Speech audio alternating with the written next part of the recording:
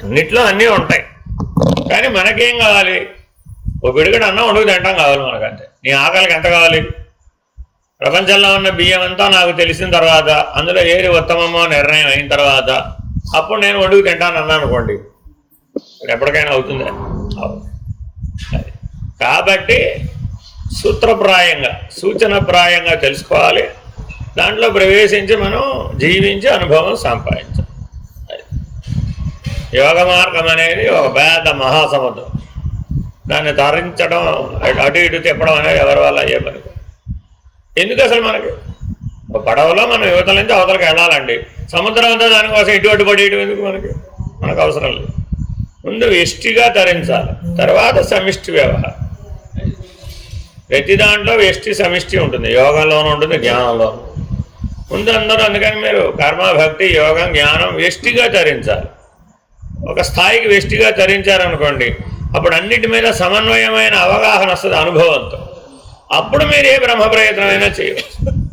అక్కడ దాకా స్థిరంగా రాకుండానే అన్ని మార్గాల్లో ప్రయాణించాలనుకున్నారు అనుకోండి, అది చాలా కష్టం. అంత సులభమేం కాదు. అయితే జన్మ సంస్కారంతో పుట్టినటువంటి వాడు అలా చేశారు, వాళ్ళకి వీలైంది. ఎందుకంటే వాళ్ళు జన్మ సంస్కారంతో పుట్టారు కదా.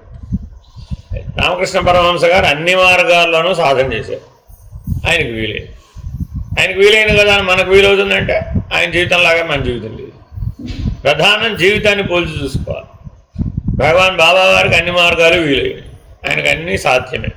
మనకు కూడా వీలవుతుందంటే చాలా కష్టం, పోల్చుకోవడం చాలా కష్టం. లక్షణ రీత్యా మనం ఏమన్నా తెలుసుకోగలవచ్చేమో, కానీ యథార్థ అనుభవం సిద్ధిరీత్యా వాళ్ళకు ఉన్నట్టే మనకు ఉండాలి అంటే అంతేనండి. కర్మ, భక్తి, యోగ, జ్ఞాన సమన్వయమే చలాచల బోధ.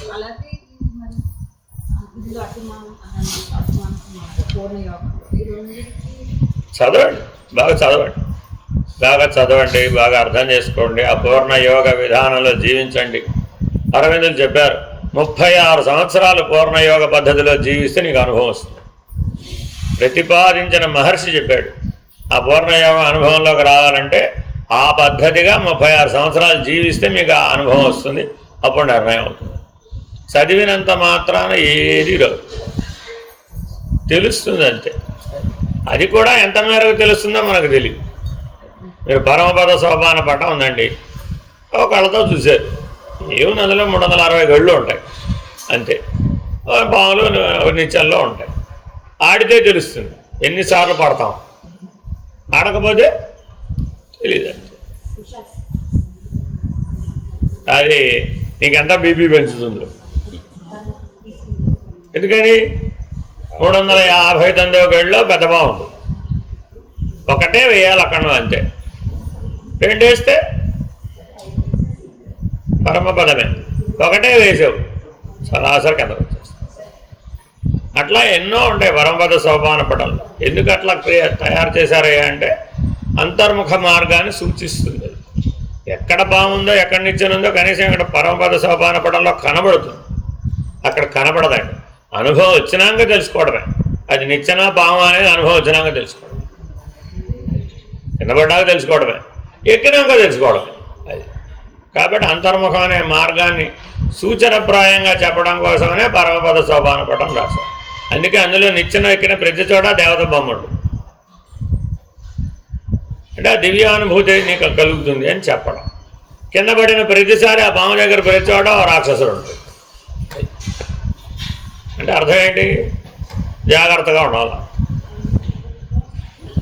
మనం ఎప్పుడైనా. అందుకనే ఎవ్వరు అంతర్ముఖం జోలికి రారండి, బహిర్ముఖంతోనే సరిపెట్టేసుకుంటారు. ఎందుకని బహిర్ముఖంలో ఏదైనా తేల్చడం సులభం. నేను వెళ్ళి 10 మందికి ఏదో సేవ చేయాలి, చేసేస్తారు. అయిపోయి దేర్ ఎండ్స్ ది మ్యాటర్. 10 మందికి అన్నం పెట్టాలి, పెట్టేస్తారు. 10 మందికి వైద్యం చేయాలి, చేసేస్తారు. 10 మందికి భజనలు నేర్పాలి, నేర్పిస్తారు. చాలా నా జీవితం ధన్యమైందని ఊరుకున్నాను. అదొక పద్ధతి. ఇది బహిర్ముఖం. అది దానం, ధర్మం, ధర్మ మార్గాన జీవిస్తూ నేను తరించానని ప్రశాంతంగా ఉండటం, ఇది కూడా ఒక పద్ధతి. అక్కడి నుంచి ఎదిగితే అంతర్ముఖం. అందరూ అంతర్ముఖంలో గ్యారంటీగా అచల సిద్ధాంతం పరబ్రహ్మ నిర్ణయం దాకా గ్యారంటీగా ఈ సంవత్సరంలోనే, ఈ నెలలోనే, ఈ క్షణంలోనే వెళ్ళిపోతారని ఎవరు సర్టిఫికేట్ ఇవ్వలేదు. ఎందుకని అది నువ్వు నిర్ణయం చేయవలసి. నీకు దారి చూపిస్తారు అంతవరకు. అయినా ఇదిగో అంతర్ముఖం అంటే ఇది, ఇదిగో ఇలా వెళ్ళాలి, ఇలా చేయాలి, ఈ అనుభవం ఇలా పొందాం, ఇలా మేము పొందాం కాబట్టి మీరు కూడా పొందొచ్చు అని చెప్తామే తప్ప నన్ను మీరు భుజాల మీద ఎక్కించుకుని తీసుకెళ్ళాలంటే ఎవరు తీసుకెళ్ళాలి. అలా అయ్యే పని కాదు. అంతర్ముఖంలో ఎవరి నడక వారని నడవాల్సిందే. అప్పుడే మీకు అనుభవం వస్తుంది. మీ పిల్లలు మీరు ఎంతకాలం మోసారు? ఇది అంతే. శైశవావస్థలో వాడు నడవలేనప్పుడు మీరు వాడిని ఎత్తుకున్నారు, అంతే కదా. ఇక్కడ కూడా అంతే.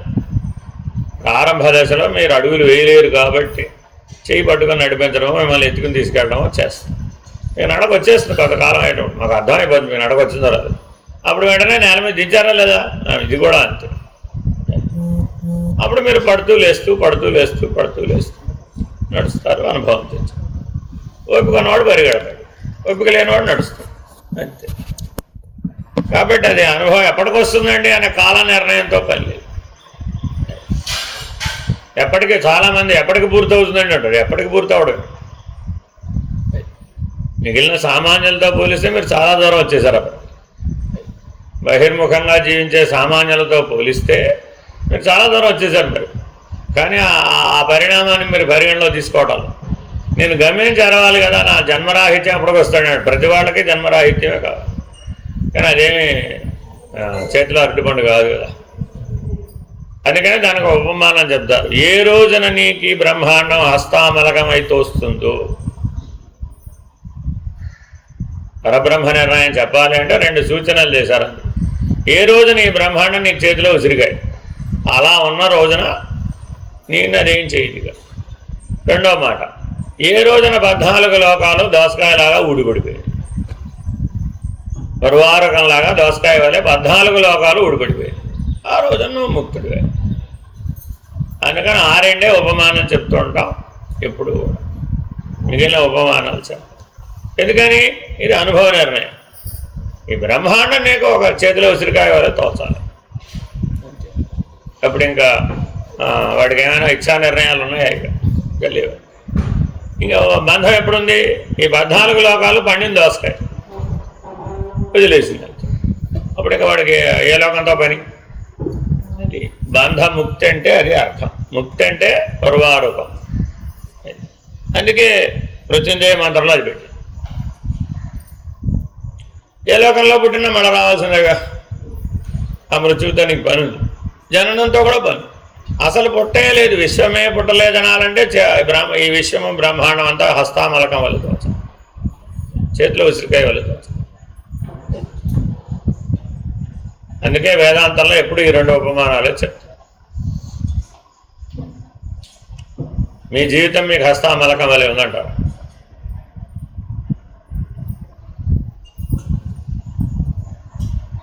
ఎవరైతే కాలాతీత స్థితిని సాధిస్తారో వాళ్ళకే ఈ 2 వర్తిస్తాయి. కర్మాతీతము, కాలాతీతం. 2 స్థితులు అనుభవం, అంతర్ముఖంలో అనుభవం ద్వారా సాధించాలి. అదే జ్ఞానం. అందుకని పైకి వెళ్ళే కొద్దీ జ్ఞానం అనే నిర్వచనం మారిపోతుంది. జ్ఞానం అంటే ఏమిటంటే ఫోటో క్లాసులో జ్ఞానం అంటే వేరే, పిహెచ్డీలో జ్ఞానం అంటే వేరే, జీవితంలో జ్ఞానం అంటే వేరే. ఎంత పిహెచ్డీ చదివినా జీవితంలో బోర్లా పడినవాడు బోల్డ్ మంది ఉంటారు. ఎందుకని? జీవితం రాదు కాబట్టి. స్కూల్లో ఉండడం వేరు, కాలేజీలో ఉండడం వేరు, యూనివర్సిటీలో 4 గోడల మధ్యలో ఉండడం. జీవితం అంటే గోడలు లేవు. కాబట్టి నేను 4 గోడల మధ్యలో బాగానే ఉన్నానండి అన్నవాడిని ప్రజల మధ్యలోకి తీసుకురావాలి.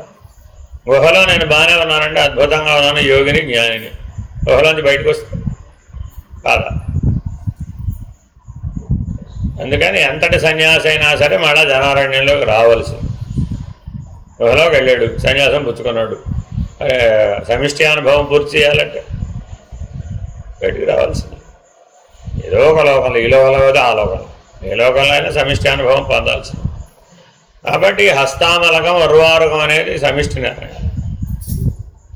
విశ్వమే లేనిదని నిరూపించే నిర్ణయం. విశ్వమే లేదని అలా ఉండగలిగే స్థాయిని మీరు పొందిన నాడు మీరు జ్ఞానులే. అబ్బోయ్ ఇంకా చాలా ఉన్నాయండి బాబోయ్ అన్నారు అనుకో. ఇప్పుడు ఇంకా మనం ప్రయత్నం చేయాలి. అనంత విశ్వమే పుట్టలేదు. అది అచల సిద్ధాంతం. అనంత విషయమే పుట్టలేదంటే అసలు ఏమున్నాయని చెప్తారు మీరు? కాబట్టి విశ్వం పుట్టిందనే గుర్తు చెరపాలట, అది ఎరుక విడవడం. గుర్తే ఎరుక.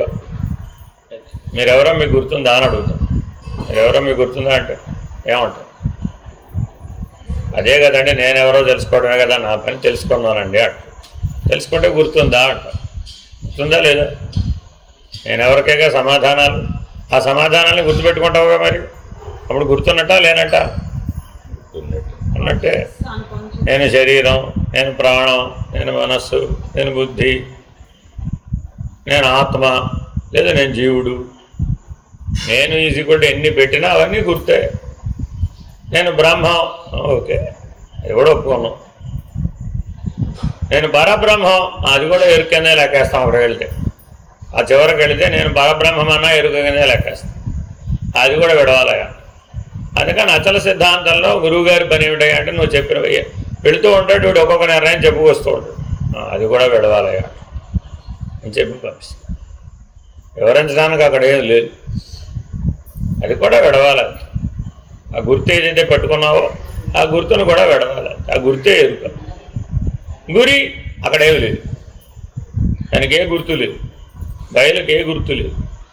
అలా గుర్తు రహితం, ఎరుక రహితం అయితేనే నిర్ణయం అవుతుంది పరాత్మ. కాబట్టి పరమాత్మ దాకా, బ్రహ్మము దాకా గుర్తుంటుంది ప్రతివాడికి.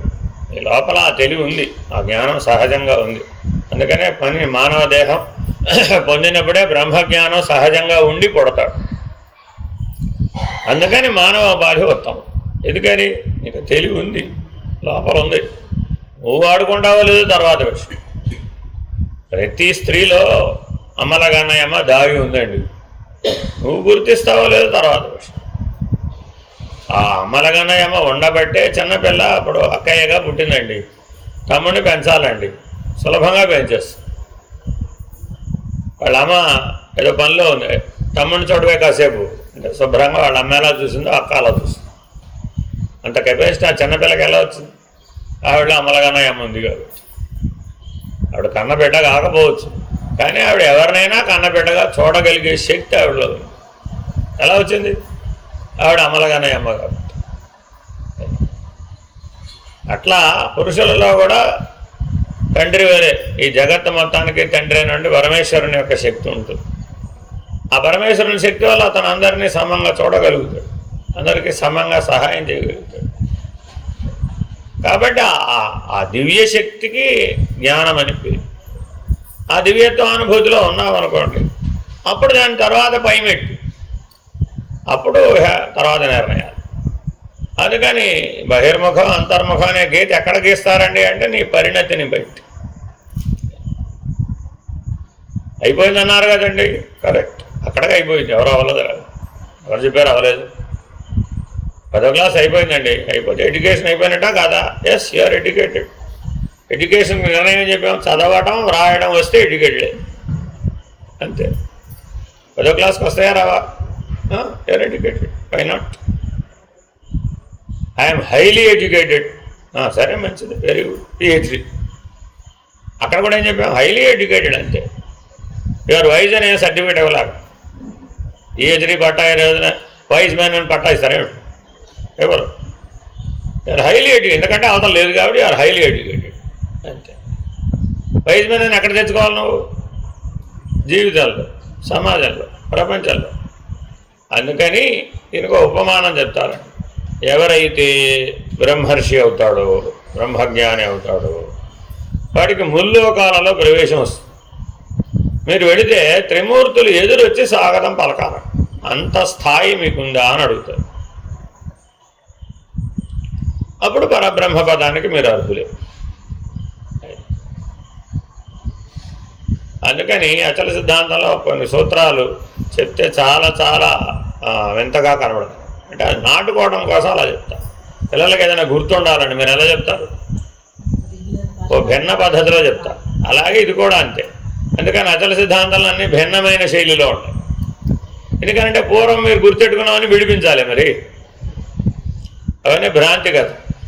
అది భ్రాంతి నిరూపించాలంటే అదే పద్ధతిలో చెప్తే నువ్వు విడవు. అందుకని ఒక భిన్నమైన శైలిలో చెప్తుంది, దాన్ని వార్తీకం అంటారు. ఆ వార్తీక పద్ధతిలో చెప్తేనే నువ్వు దాన్ని విడుస్తావు, మిగిలిన పద్ధతిలో చెప్తే విడవు. అందుకని ఆ వార్తీక విధానాన్ని పట్టుకోవడం కూడా కొద్దిగా కష్టమే, ఎందుకంటే చాలా బాధ కలిగిస్తాయి. బ్రహ్మ చంపి విష్ణు గెలిచి రుద్రు సమయించినతో అట్టి స్థితి కలిగిన వాడవైతే రమ్ము ఎరుక విడిపించదా అంటాడు గురు.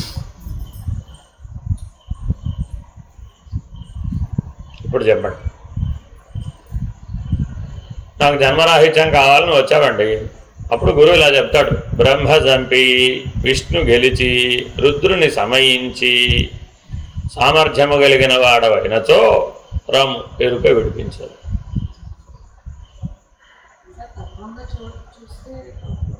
ఏమో ఎలా అవుతుందో అదంతా ఏం చెప్పరు ఇక్కడ, ఇంతవరకే చెప్తారు అంతే.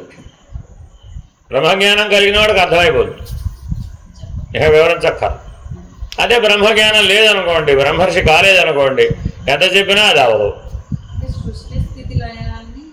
ఏమో నువ్వు ఎట్లన్నా అర్థం చేసుకో. ఇక నేరేషన్ నీదే. ఇక గురువు దగ్గర కేవలం సూచించడం మాత్రమే ఉంటుందండి. మాకు అలాగే చెప్పారు అంతే, మేము కూడా అలాగే చెప్తున్నాం. అచల సిద్ధాంతానికి నెరేటివ్గా చెప్పి దాన్ని చాలా నేల మీదకి దించేసి శాంతం ఎక్కడ దాకా తీసుకొచ్చేసామా అంటే ఒకటో క్లాసు తీసుకొచ్చేసాం. అందుకని ఇప్పుడు అచల సిద్ధాంతంలో ఎవరున్నారయ్యా అంటే శాంతం ఒకటో క్లాసు వాళ్ళే ఉన్నారు. అందువల్ల దానికి ఉన్నటువంటి వాల్యూ పోయింది. ఎందుకని ఉన్నది బయలు లేని దొరికాయి. అంత ఫైనల్గా ఎంత చెప్పినా ఈ రెండు మాటలే. ఆ రెండు మాటలు ముందే చెప్పేయచ్చు కదా అన్నారు. అలాగే చెప్పేయచ్చు, ఏముంది ఇప్పుడు మీకు చెప్పడాలే. ఏముందంటే ఉన్నది బయలు లేని దొరిక నిర్ణయం అయింది కదా, వెళ్ళిపోయినా. ఎప్పటికైనా ఉన్నదన్నట్లున్నది బయలు, లేనిది ఎరుక, అంటే ఈ రెండు మాటలు. సచ్చేదాకా నిద్ర వచ్చేదాకా ఇవే స్మరించిపో. మరి ఇప్పుడు ఏ రకమైనటువంటి తెలివి లేనివాడు కూడా వచ్చాడండి, ఏ సాధన చేయలేదండి, ఏ రకమైన అనుభవము లేదండి, ఏ రకమైనటువంటి విజ్ఞానం కూడా లేదండి. కేవలం మామూలు సామాన్యుడు మన దగ్గర పనిచేస్తున్నారు కదా, వాళ్ళకే విద్యాగంధం లేదు. ఇప్పుడు వాళ్ళు వచ్చారు అచల సిద్ధాంతం మాకేమైనా చెప్పండి అని. ఏం చెప్పాలి ఇప్పుడు? అమ్మ ఉన్నది అన్నట్లున్నది బయలు, లేనిది ఎప్పుడు ఎరుక, చచ్చేదాకా నిద్ర వచ్చేదాకా దీన్నే అనుకుంటూ ఉండమ్మా. ఇప్పుడు చెప్పినట్ట చెప్పనట్ట? చెప్పినట్టే. వాడికి అర్థమైనట్ట అర్థం కానట్ట? బాగా అర్థమైందని చెప్పి వెళ్ళిపోతాడు అంతే. ఇలా కూడా చెప్పచ్చు, అంటే వేదాంతాన్ని ఇలాగే చెప్పాలన్న నియమం ఏం లేదండి. అదేనండి, శంకర భగవద్పాదుల యొక్క ప్రకటన గ్రంథాలన్నీ చదువుకురాబో, బ్రహ్మసూత్రాలని చదువుకురాబో, భగవద్గీత చదువుకురాబో, 108 ఉపనిషత్తులు చదువుకురాబో అని ప్రతి వారికి నియమం పెట్టామనుకోండి, వస్తారా మీరు ఎప్పటికన్నా? ఓ జీవితం సరిపోతుందా? అందుకని అలా చెప్పలేదు.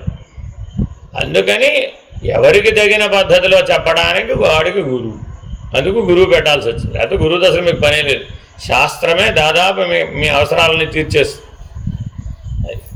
ఆచరణలో ఏమిటి పరిస్థితి, నేను పడ్డానా లేచానా, ఇలా ఉంది నా పరిస్థితి, కొద్దిగా చూడండి. 14 జ్వరం వచ్చిందంటారా, రాలేదంటారా, ఉన్నానంటారా, పోయానంటారా? అంటే వాడు ఉన్నాడో పోయాడో లేదో చెప్పాలంటే ఏం చేయాలి? ఆ ఎవడో ఉన్నాడో పోయాడో జ్ఞానం అన్నవాడు చెప్పాలి. ఆ ఉన్నాడో పోయాడో సంగతి చెప్పేవాడు ఎవడో అడుగుదు అంతే. ఇప్పుడు కొంతమంది పేషెంట్స్ ఆపరేషన్ ఎలా చేశారని నేను అడుగుతారు కదా. సపోజ్ అపెండిసైటిస్ అనుకోండి, లాప్రోస్కోపీ ద్వారా ఇక్కడ చిన్న హోల్ పెడతాము, అపెండిక్స్ బయటికి. ఎందుకమ్మా ఇప్పుడు అదంతా యూట్యూబ్ లో వీడియో ఉంది చూసుకోమంటారా? లైగేట్ చేసి కట్ చేస్తాం అని చెప్పాము. అది చెప్పింది అనవసరం అండి, ఎందుకు? సింపుల్ కదా, నెక్స్ట్ నేను చేస్తానంటే ఎట్లాగో. అదే ఇప్పుడే చెప్తున్నానండి, చక్కగా యూట్యూబ్ లో వీడియో చూసుకోమంటమే, ఇంటి దగ్గర ఎవరు ఆపరేషన్ వాళ్ళు చేసుకోమంటారు. చేసుకున్నారు కూడా కొంతమంది. అయ్యో బాగుంది. చిన్నపిల్లవాడికి కత్తి ఇవ్వడం మంది తప్పు అంతే కదా. చిన్నపిల్లవాడికి కత్తి ఇచ్చేసి వాడు కోసుకున్నాడండి అంటే వాడి తెలివి అంతే ఉంది. అదేనమ్మా, పెద్దలు పెట్టారు ఆల్రెడీ, కానీ మరి నాకు అర్జెంటుగా అయిపోలే. అర్జెన్సీ ఎవరిది? నాది అంతే. సరే మంచిది, అలాగే మనదేం పోయింది. ఇప్పుడు అనుభవం వచ్చినాక వాడే వస్తాడు కదా. పడ్డాడండి, బాధ కలుగుతుందా లేదా? అప్పుడు వాడే వస్తాడుగా, అప్పుడు చెప్తే పాఠం బాగా అమరుతుంది. కానీ ఇంకోసారి ఇట్లా చేసుకోమాక, మంచిదే, సంతోషం. రజోగుణ ధర్మం ఉన్నవాడికి ముందు ఎప్పుడు చెప్పకూడదు. చెప్పినా వాడు వినడు. ఎందుకంటే వాడికి అనుభవం వస్తేనే తెలుస్తుంది. అంటే తమోగుణం వాడు ఉన్నాడు అనుకోండి, అనుభవం వచ్చినా తెలియదు. సత్వగుణం వాడు ఉన్నాడు అనుకోండి, ముందే వచ్చి అడుగుతాడు, ఏమంటే ఎట్ట పొమ్మంటారు, ఏం చేయమంటారు, సరైన ప్లాన్ ఉందా లేదా, సరైన మధ్యలో దారిలో ఉపయోగపడేవన్నీ తెచ్చుకున్నామా లేదా, ఇలాగ ముందు రెడీ అవుతాడు. అది ఒక పద్ధతి. ఆల్రెడీ గుణాతీతుడు అనుకోండి, వాడికి చెప్పడం ఎందుకు అసలు, ఇక వాడికే తెలుసు ఆల్రెడీ. కాబట్టి తెలిసిన వాడికి చెప్పక్కర్లా. ఒక నానుడు ఉందండి, తెలిసిన వాడికి చెప్పక్కర్లా, తెలియని వాడికి చెప్పిన అర్థం. కాబట్టి గొడవ పడేదంతా గారు తెలిసి తెలియని వాళ్ళే. తెలుసా? తెలుసండి. బాగా తెలుసా? తెలియదండి. అందుకని బాగా తెలుసా అంటే ఒకరిని పట్టుకెళ్ళమంట. బాగా తెలుసా అనుకోండి, ఇదిగో ఈయనకు తెలియదు అన్నాడు, ఈయన పట్టుకెళ్ళా కాస్త. వాడిని పట్టుకెళ్తే నీకు బాగా తెలుసు అంతే. కాబట్టి బ్రహ్మజ్ఞానంలో కానీ లేదా అచల సిద్ధాంతంలో, అద్వైతంలో కానీ అచల సిద్ధాంతంలో కానీ పూర్ణమని ఎప్పుడు అంటామంటే, నేను జ్ఞాని అని మీరు అన్నారనుకోండి, ఇంకా మీకు చెప్పడానికి ఏం లేదు. అర్థమైందండి? ఇదిగో ఈయన అజ్ఞాని అంటున్నాడు, ఈయన పట్టుకెళ్ళి ఈయనకి జ్ఞానం వచ్చేటి చెయ్యి. నీకే జ్ఞానం ఉందో ఆ జ్ఞానం ఈయనకు వచ్చేటి చెయ్యి. అప్పుడు నువ్వు పూర్ణుడివే. అప్పటిదాకా నువ్వు పూర్ణుడివి కాదు. అక్కడ గురు శిష్యులు అన్న పేరు లేదు. ఎవరినైనా ఒక్కడినైనా నీకున్న పూర్ణ జ్ఞానం వచ్చేటట్టు చేస్తే నువ్వు పూర్ణుడివే అంతే. నిన్ను పూర్ణులను ఎప్పుడన్నారు? నీలాంటి రూపాన్ని ఒకదాన్ని సృష్టిస్తే నువ్వు నీ జన్మకి పూర్ణత్వం అంతే. అది పిల్ల అమ్మాయా అబ్బాయా అన్న ప్రశ్న అక్కడ లేదు. ఎవరినైనా కనొచ్చు. అంత అర్థమైంది. ఎందుకు ఆ పూర్ణత్వం? నీకు అప్పుడు అర్థమైంది, ఓహో నా కెపాసిటీ ఇది. లేకపోతే ఆ కెపాసిటీ అర్థం కాలేదుగా. వాడిని పెంచి పెద్ద చేసి మళ్ళీ ఏం చేసావు? నాయన నువ్వు కూడా ఇలాగే జీవించమన్నా. అంతేగా నువ్వు ఎలా ఉన్నావు వాడిని అలాగే జీవించమన్నా. అట్లా కాబట్టి మీరు ఎవరైనా సరే నాకు అర్థమైందండి, నేను అధిగమించానండి, నేను జ్ఞానం వచ్చిందండి అన్నారు అనుకోండి, ఇంకా చెప్పడానికి వినడానికి ఏం లేదు. మీరు వేదాంత శ్రవణానికి రావక్కర్లేదు. ఏ సత్సంగాలతో మీకు పని లేదు. మీకు పని ఉంది, కాకపోతే అది ఎవరిచ్చారు? ఈశ్వరుడు. ఎవరినో ఒకటి నీలాంటి పూర్ణజ్ఞానిగా తయారు చేయడమే నీ పని అంతే. ఆ పనిలో పడాలన్నమాట. ఒక్కడిని తయారు చేస్తే చాలు, 100 మందిని తయారు చేయాలి. ఒక్కడిని తయారు చేస్తే చాలు, ఆ పూర్ణత్వం వచ్చేస్తుంది. మరి నువ్వు తల్లి అవ్వాలంటే 100 మంది పిల్లల కంటేనే తల్లి అన్నాను అనుకోండి, ఒక్కడో ఎందుకు స్వామి 100 మంది ఒక్కడి కంటే సరిపోదా అంటున్నావు కదా. ఇది కూడా అంతే. ఆ ధరింపజేయటం కనుక నీకు రాలేదనుకోండి, ఆ ధరింపజేసే విధానం ఎవరైనా నేర్చుకోవాలి. అవసరం లేదని ఉండేవాళ్ళు కూడా ఉన్నారు. అలా కూడా ముక్తులే. ఎవరికి వాళ్ళు స్వయంగా వ్యష్టిగా ధరించి ఉండిపోయిన వాళ్ళు ఉన్నారు. సమిష్టి కోసం శ్రమించే వాళ్ళు ఉన్నారు. అది వాళ్ళ స్థితిని బట్టి భగవంతుడు ఇచ్చే పని. అది నువ్వు వాడందరూ వాడు పెట్టుకునే పని కాదు. వాడందరూ వాడు పెట్టుకున్నా చేయలేదు. ఎవరికి వాళ్ళు మేము స్కూల్ పెట్టుకున్నామండి అన్నారనుకోండి, చదువుకునే వాళ్ళు ఎవరు? మీరు ఆల్రెడీ చదువుకున్నారండి. ప్రతి వాళ్ళు వాళ్ళంటే ఓ స్కూల్ పెట్టుకున్నారు. తల్లిదండ్రులు అందరూ వాళ్ళు ఎడ్యుకేటెడ్ కదా. వాళ్ళ పిల్లాన్ని స్కూల్కి పంపడం ఎందుకు? Home school. ఎవరంటే వాళ్ళే స్కూల్ పెట్టుకున్నారండి. అప్పుడు అదే మంచిదే కదా ఆ విధానం. బయటికి పంపాల్సిన పని లేదు. కానీ పరిణామం ఎంత వస్తుందంటారు? పరిణామం వస్తుందా? తల్లిదండ్రులు చెప్తే ఏజ్కి దాకా చదువుతాడంటారా? ఏమో, చదవచ్చు. మంచి పిల్లలు అయితే చదవచ్చు, మంచి తల్లిదండ్రులు అయితే చదవచ్చు, మంచి గురువులు అయితే చదవచ్చు.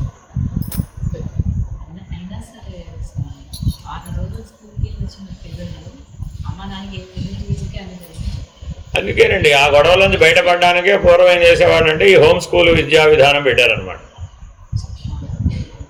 ఎందుకంటే అక్కడికి వెళ్ళొస్తే మరి అక్కడ ఉన్న మాలిన్యం అంతా ఇంట్లో వలకపోస్తాడు కదా.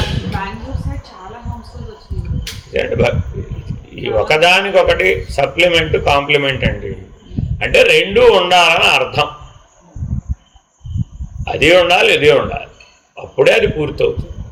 కేవలం హోమ్ స్కూలే చాలా తరాలు మూఢత్వంతో, భ్రాంతులతో, మూర్ఖత్వంతో జీవించిన తరాలు ఎన్నో ఉన్నాయి.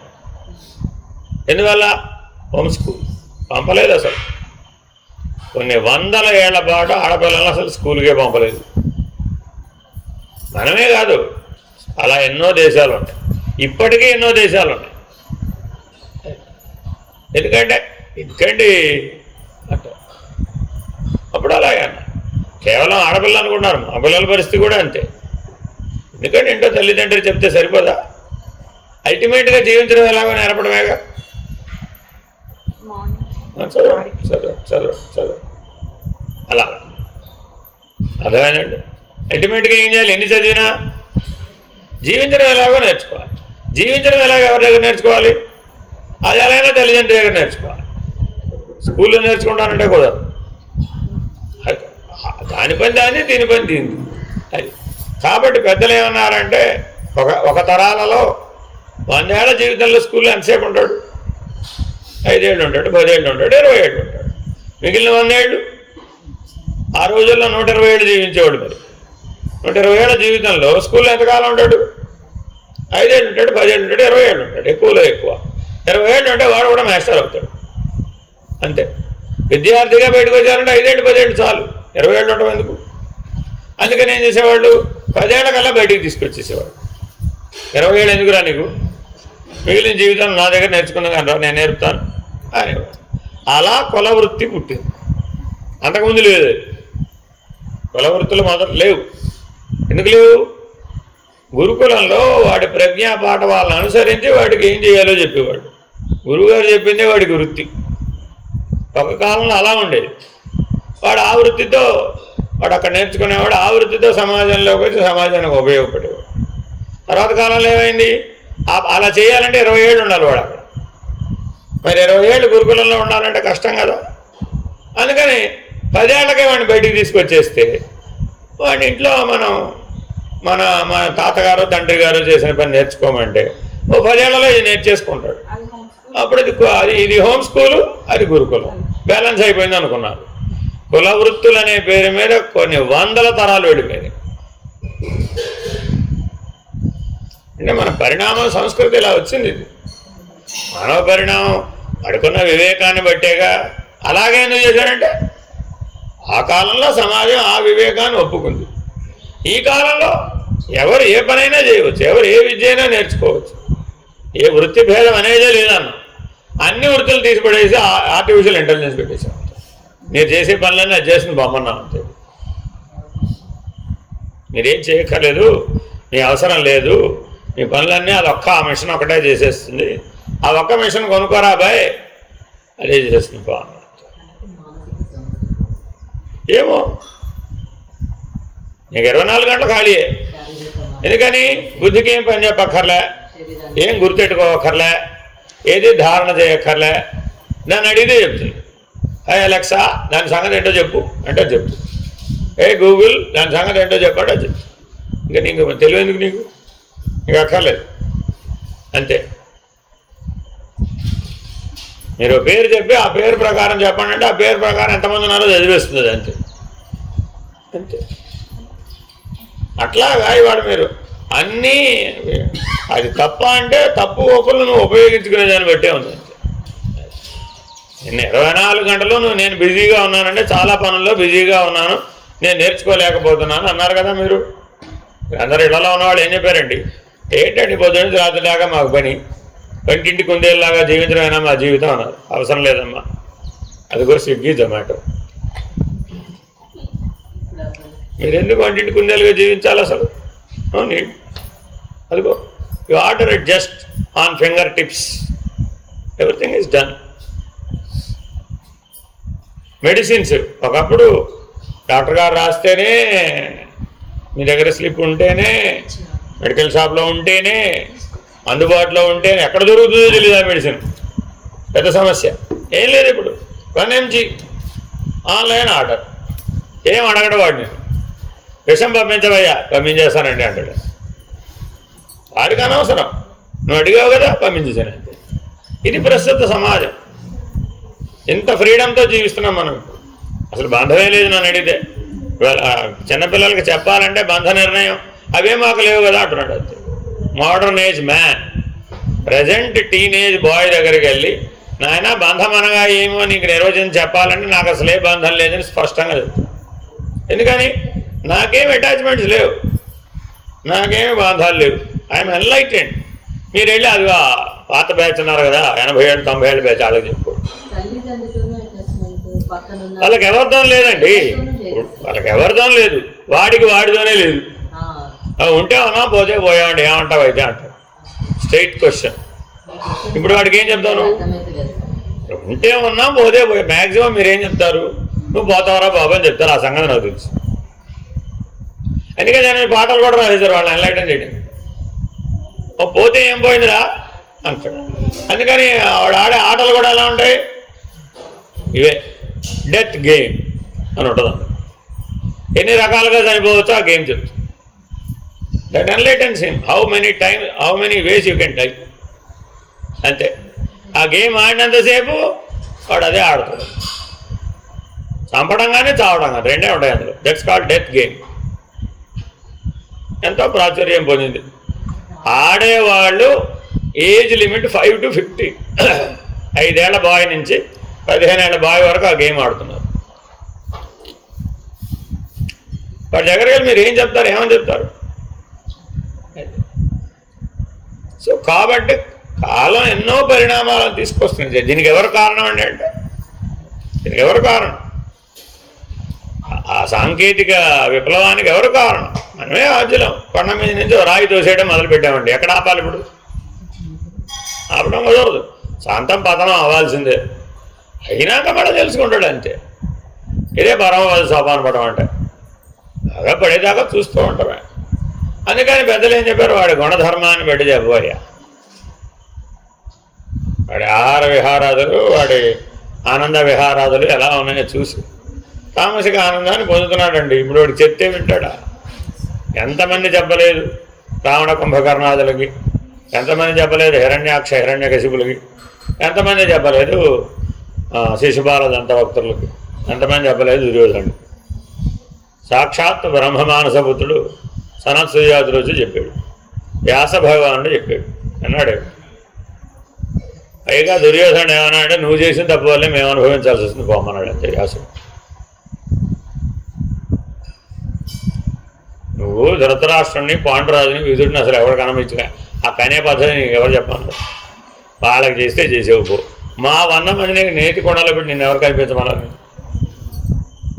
నువ్వు చేసిన గోల వల్లనే అసలు ఇదంతా వచ్చింది. నువ్వు ఆ పని చేయకపోయినట్టయితే అసలు ఈ మహాభారత సంగ్రామమే రాదు. నీ వల్లే అసలు మహాభారత సంగ్రామం జరిగింది బామ్మన్నాడు. ఆయన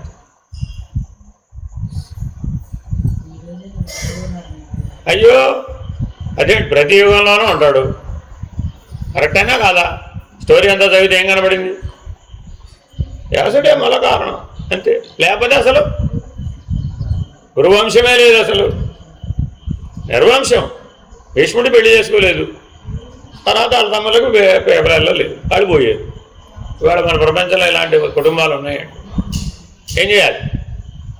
ఎవడో అప్పు తెచ్చుకుంటాడు. అప్పు తెచ్చుకున్న వాడితే గొడవ మొదలు. ఇంకా అంటే అలా నడుస్తూ ఉంటాడు. అప్పు తెచ్చుకున్న తర్వాత వీడియోనికి అంటాడు మా కురు పాండవ సంగ్రామం వాళ్ళింటో చూడొచ్చు. ఎందుకని వాడిని కనగానే వీడు ధృతరాష్ట్రుడు. అప్పు తెచ్చుకున్నవాడు పాండవులు, వీడు కన్నవాడు దుర్యోధనుడు. కురువంశం. పాండవ వంశం వేరే. అందరూ ఓడానంటే అట్ట నేను కన్నబిడ్డ వేరే, అప్పు తెచ్చుకున్న బిడ్డ. అప్పటి వరకు ఎన్ని సినిమాలు ఇలాగా వీడు వాడింటో పెరిగాడు, వాడు వీడింటో పెరిగాడు. సంకర్షణుడు అదేగా, బలరాముడు అదే. అందుకని ఆ పురాణాల్లో ఉన్నవే ఇప్పుడు మన పద్ధతిలో రాసుకుని సినిమాలు ఇస్తున్నారు. సరే, ఏదేమైనప్పటికీ త్రిగుణాత్మకమైన మాయా ప్రభావమే సకల జీవితాలు. అల్టిమేట్గా సారాంశం ఏం చెప్పాము? శంకర భగవద్పాదులు అందుకని ఏం చెప్పారు? నాయన ఉన్నది బ్రహ్మం, మిగిలిందంతా మాయా విస్తరణే. అంతే, రెండే మాటలు. నీ మీద మాయా ప్రభావం ఉందో లేదో చూసుకో. లేదన్నా అనుకోండి, మాయా అతీతుడు అయ్యావు అనుకోండి, నువ్వు జ్ఞానివి. ఇంక చెప్పే పని లేదా. జ్ఞానానికి నిర్వచనం ఏమిటండి? నువ్వు మాయాతీతుడు కనుక అయినట్లయితే నువ్వు జ్ఞాని. మాయకు లొంగేమనుకోండి అజ్ఞాని. అంతే. స్ట్రైట్ ఆన్సర్స్ ఇచ్చేసాడు. అందుకని ఎంత విచారణతో పని లేదు అసలు. ఎక్కడన్నా చెక్ చేసుకో. ఉన్నది ఏమిటి? రెండే. అయితే బ్రహ్మం, లేకపోతే మాయ. మాయకు లొంగన్నావు అజ్ఞానివే, మాయాతీతుడు అయ్యావు జ్ఞానివే. ఫినిష్డ్. లిట్మస్ టెస్ట్ చేసుకోమన్నారు. పరిభాష మారుతుంది అంతే. ఒక్కొక్క పద్ధతిలో ఒక్కొక్క రకంగా చెప్పాను అంతే. ఈ సృష్టి మొత్తం మీద ఉన్నది ఏమిటి? ఉన్నది బ్రహ్మం. మరి నాకు అలా తోచడం లేదు కదా, మాయ వలన తోచడం లేదు. నువ్వు మాయను అధిగమిస్తే ఉన్నది బ్రహ్మం అని తెలుస్తుంది అంతే. నేను మాయను అధిగమించలేదండి అన్నావు అనుకోండి, అధిగమించలేనండి అన్నావు అనుకోండి, మంచిది అజ్ఞాని. అధిగమిస్తే అది లేనే లేదని తెలుస్తుంది. అధిగమించకపోతే దాంట్లోనే ఉంటావు. తల్లి గర్భంలో ఉన్న మానవుడు మావి మధ్యంలో ఉన్నాడండి. అది వాడిని పోషిస్తుందా లేదా? అది లేకపోతే వాడు తయారవుతాడు. కానీ అదే జీవితం ఉందా? వీలు కావట్లేదుగా, దాన్ని దాటి బయటికి రావాల్సిందే. అప్పుడే జీవితం. అక్కడే ఉంటే పోతాడు. 9 నెలలు కాదు 90 నెలలు ఉండమన్నాం అనుకోండి, గజ గర్భం అంటారు. అదో ఉపమానం అన్నమాట వేదాంతం. అదేనండి. ఏనుగు చాలా కాలం గర్భవాసంలో ఉంటుంది. ఎందుకంటే మరి అది పుడుతూనే టన్ను వెయిట్తో పుడుతుంది, మనలాగా పుట్టదు. మరి టన్ వెయిట్ బేబీ రావాలంటే మనలాగా 9 నెలలు రమ్మంటే వస్తుందా? రాదు కదా. అందుకే దాన్ని గజగర్భం అంటారు.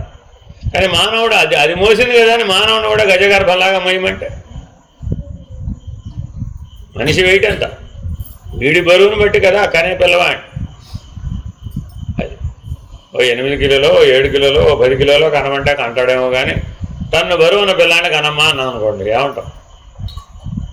సాధ్యమేనా? ఇక్కడికైనా అలా కావట్లేదు మహానుభావాడు. కాబట్టి అన్నిటికీ అన్నీ పోల్చడం కుదరదు. కాబట్టి మీరు ఎన్ని విచారణలు చేసినా, ఎన్ని సాధనలు చేసినా మీకు ఎప్పటికైనా రెండే నిర్ణయాలు ఉన్నాయి. ఉన్నది బ్రహ్మము, ఉన్నది పరబ్రహ్మ. ఆ నిర్ణయం మీద మీరు ఉండగలిగితే జ్ఞానే, ఉండలేకపోతే సాధనే.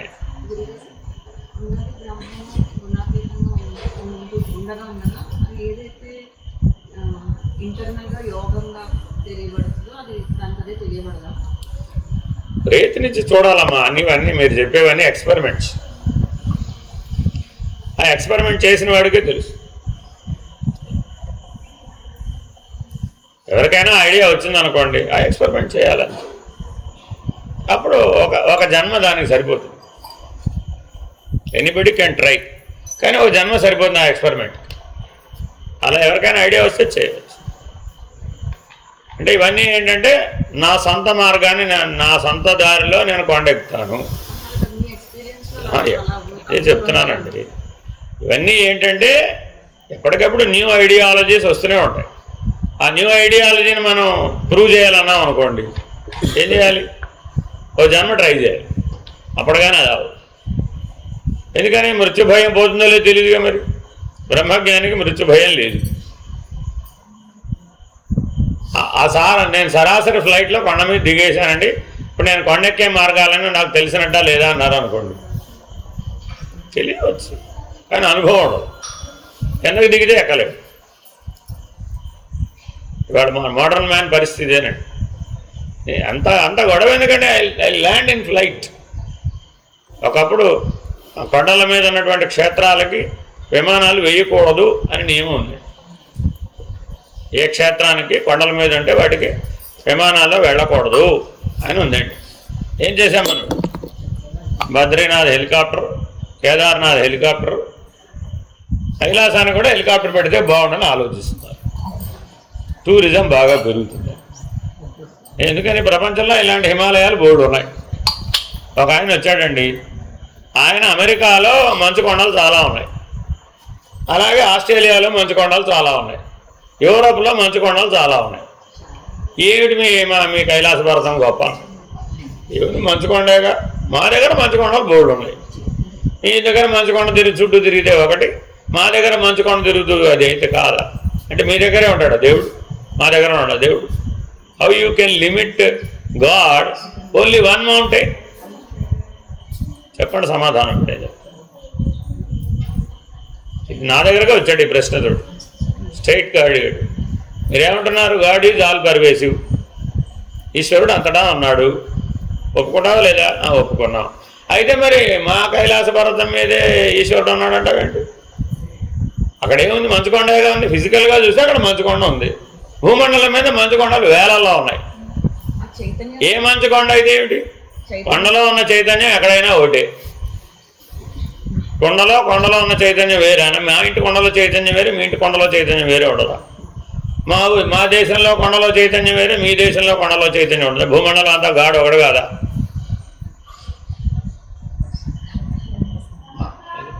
సో కాబట్టి వీటికి సమాధానం చెప్పాలంటే అనుభవం వస్తే తప్ప చెప్పలేదు. మీ తల్లిదండ్రి మా తల్లిదండ్రి ఒకటి కాదా అని అడిగాడండి. ఒకటి అనాల్సిందే. Biologically same. అక్కడ క్లాజ్ ఉందండి. Biologically same, not intellectually, not with wisdom. తల్లిదండ్రి అందరూ ఒకటే తల్లిదండ్రి, కానీ not intellectually, not with wisdom. అన్ని మంచు కొండలు సమానమే అయి ఉండవచ్చు ఫిజికల్లీ. కాబట్టి భౌతికమైనటువంటి జగత్తు నేను కూడా చెప్పాను, స్థూల జగత్తు అంతా పదార్థమయ జగత్తు. అక్కడ డిఫరెన్షియేట్ చేయడానికి ఏం లేదు. స్ట్రైట్గా ఒక దగ్గరికి వెళ్ళానండి నేను, అక్కడ మన భోజనం లేదు, బర్గరే ఉంది, వేరే ఇంకేం లేదు. అది కూడా వెజిటేరియన్ బర్గరే ఉంది. ఇంకేం కావాలన్నాడు. నాకు మీల్స్ కావాలండి అన్న. ఇదిగో మీల్స్ అనేది పెట్టాడు. ఇది మీల్స్ ఏమిటి అన్నాను. అదేమిటండి? What does a meal contain అన్నాడు. What does a meal contain? Carbohydrates, protein, fat, vegetables, okay, fruits. What else? What do you want? This is a meal, wholesome meal. Okay, see this. This bun is carbohydrate. The patty inside is protein. The salad provided is vegetables. The sauce provided is for your taste. What is not there? Why this is not a meal? For your stomach, both are same. It may be different for your mouth. Answer ఏం చెప్తాను చెప్పండి, ఇప్పుడు చెప్పండి. స్థూలంగా వాడు సమాధానం, మన దగ్గర సమాధానం లేదండి. మనం ఏదో ఇక్కడ ఊరికే మాట్లాడుకున్నాం, పిజ్జా బర్గర్లు తింటాం గురించి ఏదో విపరీతంగా వింతగా మాట్లాడతామండి. వాడి దగ్గరికి వెళ్ళి నిలబడితే వాడి లాజిక్ మన సమాధానం చెప్పలేమండి. What does the meal contain? Your meal contain this. This also contain this. Why not? This is a meal. Tell me. ఒకటి, అది నేను ఫ్రెష్గా వండాను. I have also cooked fresh. This is not stale. నువ్వు order ఇచ్చిన తర్వాత ఇప్పుడే cook చేశాను. Freshly this is serve. How you can say this is not good for health? మనం వాళ్ళు ఇక్కడ జంక్ ఫుడ్లో అవే రాసేసామండి లిస్ట్. వాడు ఒప్పుకోడండి. ఎందుకని? అనుభవం మీద తెలుస్తుందండి. అదే మీల్ 100 ఏళ్ల పాటు తిన్నాడండి. అందుకని ఏం చెప్తున్నాను, if you have got a new idea, continue it for a life cycle. Then you will understand. అంతే. చూడండి అది. ఎందుకని? వాళ్ళ ఉద్దేశంలో గుండె కొట్టుకుంటే చాలు. మనిషి బ్రతకాలంటే గుండె కొట్టుకుంటే చాలు, ఇంకా మిగిలిన అవసరం లేదు. మనిషి అంటే ఏంటండి? జస్ట్ గుండె, కిడ్నీలు, లంగ్స్ అన్ని ఆర్గాన్స్ కొట్టుకుంటే మనిషి బతికినట్టే, చాలదేమిటి? అంతే. That is life. అది కొట్టుకోకపోతే లైఫ్లెస్. ఫిజికల్గా అంతే కదా. కాబట్టి పదార్థమయ జగత్తు మేరకే నా జీవితం. ఓకే, భగవంతుడు నన్ను ఏమనలేదే, అందుకే వాళ్ళకి భగవంతుడితో బల్లి. ఎందుకని? పదార్థమయ జగత్తే సత్యం. అంతే. భావనామయ జగత్తు, they will get problems in భావనామయ జగత్. సో నా భూమండలం మొత్తం మీద అన్ని దేశాల్లో ఉన్న సమస్య ఏంటంటే, మా దగ్గర సైక్రియాటిక్ ప్రాబ్లమ్స్ ఎక్కువైపోయినాయండి. కాబట్టి కాస్త తొందరగా మీ దేశాల నుంచి సైక్రియాటిస్ట్ని ఎగుమతి చేయండి. There is a very big demand for psychiatric doctors. మరి ఎవరైనా వెళ్తానని ఇమీడియట్గా వీసా ఇస్తారు. Without any doubt. అలాగే నా దగ్గర పూజారులు లేవు, పూజారులు కూడా ఇమీడియట్గా వయసు వస్తుంది. ఎందుకని? కాబట్టి all temples are psychiatric centres. చాలా జాగ్రత్తగా ఈ విధానాన్ని రూపొందించారని అంత సులభం ఏం కాదు. ఎన్నో తరాల పాటు అధ్యయనం చేసే ఈ సంస్కృతిని ఇలా రాశారు. ఎందుకని? చూశారు వాడు కళతాడు. ఇవేమీ లేకపోతే మానవుడు ఎలా ఉంటాడు, ఇవి ఉంటే ఎలా ఉంటాడు. ఈ ఎక్స్పెరిమెంట్స్ అన్నీ ఆల్రెడీ లక్షలాది సంవత్సరాలు చేసే ఓహో మానవుడికి భావనామయ జగత్తులో వచ్చే సమస్యలే చాలా కష్టం పరిష్కరించుకోవడం. ఆకలికి ఏదో ఒకటి తిని బతికేస్తాడు. ఏమీ లేకపోతే బంకమని తిని బతికారు భారతదేశంలో. కృష్ణా గోదావరి తీర ప్రాంత వాసులు బంకమని తిని బతికారండి. గ్రేట్ ఫెమైన్ అని ఒకటి ఉందండి, డొక్కల కరువు అని. ఆ డొక్కల కరువులో ఒక మిలియన్ల మంది చనిపోయారు, కోట్ల మంది చనిపోయారు భారతదేశం అన్నం లేక. అప్పుడు మట్టి నీళ్లలో పిసుకుని తిన్నారు. ఇప్పటికీ ఆఫ్రికా దేశాల్లో కొన్ని దేశాలు ఇదే పరిస్థితిలో ఉన్నాయి. అక్కడ ఇప్పటికీ డొక్కల కరువే, మీరు చూసే బొమ్మలనేవే. భారతదేశంలో కూడా ఒకప్పుడు వచ్చింది ఆ డొక్కల కరువు. మన దగ్గర కూడా బొడు ఫోటోలు ఉన్నాయి. ద గ్రేట్ ఫెమైన్ అంటారు. ఆ కరువులు, ఆ కాటకాలు, ఆ వరదలు ఇలా ఎన్నో భారతదేశం చూసే వీటన్నింటిలో నుంచి మానవుడు ఎట్లా ఎదగాలి, హోల్సమ్ లైఫ్ ఎలా ఉండాలి అని ఆలోచించి సనాతన ధర్మాన్ని రాశాం. ఎవరు అప్డేటెడ్ అయ్యేది సనాతన ధర్మాన్ని. ఏ అప్డేట్ వచ్చినా స్వీకరిస్తాను, ఇక్కడ రిజెక్ట్ చేయి. ఏ అప్డేట్ అని చెప్పండి. ఇప్పుడున్న ప్రెజెంట్ వరల్డ్ లో మనం ఈ ధర్మాన్ని కొంచెం అందరికీ అర్థమయ్యే విధానంగా చెప్పగలగాలి కదా, ఇక్కడ ఆన్సర్ చేయగలగాలి కదా. అదేనండి, ఎవరికి చెప్పచ్చు? సత్వగుణంలో ఉండి నిన్ను అడిగితే చెప్పచ్చు. ఎంతమంది ఉన్నారంటారు? లేరుగా. పదార్థమయ జగత్తులో కానీ భావనామయ జగత్తులో కానీ సమస్య వస్తే ఆ సమస్య అజ్ఞానమయ కారణ జగత్తులోంచి వచ్చిందని గుర్తుపట్టేవాళ్ళు ఎంతమంది? లేరుగా. ఇప్పుడు ఎవరికైనా చెప్తారు? ఏమో పడ్డాడో లేదు వాడికి తెలియదు, మనకేం తెలుసు. ఊరికే ఇదో సిస్టమ్ ఉంటుందని చెప్తాం అంతే. ఇదొక సొల్యూషన్. ఇప్పుడు మీరు వెళ్ళారండి డాక్టర్ దగ్గరికి, నేను పేషెంట్ తీసుకుని వెళ్ళా. భూమండలం మీద దీనికి ఎక్కడా పరిష్కారం లేదండి, కానీ చెన్నై అపోలోలో ఇలాంటి కేసుల మీద ఎక్స్పెరిమెంట్ చేస్తున్నారండి. మీరు కావాలంటే అక్కడికి వెళ్ళి నాకు ఆ ఎక్స్పెరిమెంట్ ఓకే అని టిక్ పెట్టి సంతకం పెట్టి పేపర్ ఇస్తే మీ మీద ఎక్స్పెరిమెంట్ చేస్తారండి. ఏమవ్వచ్చండి? ఎక్స్పెరిమెంట్ అంటే అర్థం ఏమిటండి? ఏదైనా అవ్వచ్చు. మీకు కావాలంటే మీరు భాగస్వామ్యం అయితే మీ భవిష్యత్ తరాలకి మీరు బతికి కనుక బయటపెడితే మీరే ఒక ఎగ్జాంపుల్ కావచ్చు భవిష్యత్ తరాలు. పోతే మీలాంటి వాళ్ళు చాలామంది పోయారు, వాళ్ళలో మీరు కూడా ఒకటి. వ్యాక్సిన్లన్నీ ఇలాగే రూపొందించాం, మన మందులన్నీ కూడా ఇలాగే రూపొందించాం. అందుకే ఎల్లోపతి మందులలో పాపం ఉంటుంది అని ఒక విధానం. మనం అన్నాన్ని తినేటప్పుడే ఆ పాప నిరహరణార్థం. పాపం అంటే ఎక్కడ ఉంటుంది? భావనామయ జగత్తులో ఉంటుందండి. అర్థమైందని పదార్థమయ జగత్తులో ఉండదు. నిన్ను కుంగదీస్తుంది. పాపం అంటే ఏం లేదు, అకారణంగా కుంగిపోతాం అంతే. అకారణ దుఃఖం వస్తుంది. అకారణంగా డిప్రెషన్ అంటే అర్థం ఏంటి? అకారణంగా కుంగిపోవడం. ఒక కాలంలో అలా ఎంతమంది కుంగిపోయిన వాళ్ళు 3 మంది ఉన్నారు. దాని మీద రీసెర్చ్ చేశారు. అందుకని ఎందుకు వీడికి డిప్రెషన్ వస్తుంది?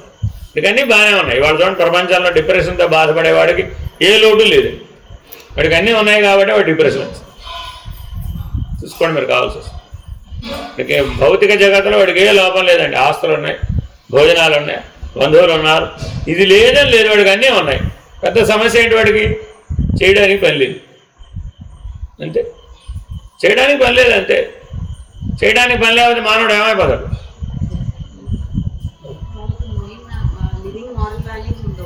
చేయడానికి పని లేదు అసలు. చేయడానికి పని ఉంటే మరొక మనిషితో నువ్వు సంబంధపడతావండి. అసలు నీకు అన్నీ ఎదురుగుండా అన్నీ అమర్చబడి ఉన్నాయి అంతే. అన్నిటికీ స్విచ్చే. ఒకవేళ స్విచ్ అవసరం లేదనుకోండి, రాబర్ట్ పిలిస్తే వస్తుంది. యూఫీ ప్లీజ్ క్లీన్ ద ఫ్లోర్ అంటే క్లీన్ చేస్తుంది. Voice control. చూడడానికి మనుషులు అక్కర్లేదండి. ఇప్పుడు అదే మాపింగ్ కూడా చేస్తుంది. బ్రహ్మాండంగా మనుషులు చేయలేరండి, అంత నలక కూడా ఉంచదు. మరి టెక్నాలజికల్ అడ్వాన్స్మెంట్ ఏ దశకు వచ్చేసాం. మీరేమో చెప్పారనుకోండి వాడి దగ్గర ప్రతిదానికి సమాధానం. ఎందుకంటే మీరు అంత మమ్మల్ని ఊరికే కష్టపెడతారు. It is readily available in the market. Why నేనే చేయక్కర్లేదు, just I order the robot, it will do it. Cooking robot China ఇప్పుడు వచ్చేసిందండి. మన అమరావతిలో చంద్రబాబు నాయుడు గారికి పరిచయం చేశారు. హ్యాండ్ షేక్ ఇచ్చే రాబర్ట్, ఇన్విటేషన్ ఇంట్లోకి రాగానే రండి కూర్చోండి, కాఫీ కావాలా, టీ కావాలా, బ్రెడ్ కావాలా అని అడిగి సర్వ్ చేసే రాబర్ట్ అమరావతి దాకా వచ్చింది. మొన్ననే టెక్నో పార్క్లో పెట్టారు, పెట్టి ఎగ్జిబిషన్ ఇచ్చారండి. రాగానే షేక్ హ్యాండ్ ఇచ్చి కూర్చోబెట్టి కాఫీ సర్వ్ చేసి చాలు. మీరెళ్ళి కాఫీ పెట్టక్కర్లేదు, నో నీడ్. ఇప్పుడు మీరు వంటింటి కుందేలంటే ఎట్టకుంటారు, అంటా లేదు ఇల్లు లేదు. అందుకే పూర్వం వంటిల్లు అంటే ఎలా ఉండేది, ఒక గోడ అడ్డం, భోజనం లోపలే చేయాలి, అన్నం అక్కడే వండాలి, నివేదన అక్కడే పెట్టాలి, అది వంటిల్లు. Open kitchen. నెక్స్ట్ ఐడియా ఏంటి, ఓపెన్ కిచెన్. మనం కూడా ఏంటిది ఇది, ఓపెన్ కిచెన్, నో నీడ్. అంతే. గడపలు ఉండాలో అదే ఇంటికి ఉండకూడదు. ఎందుకని, రాబట్టికి దాడడం చేత కాదు కాబట్టి.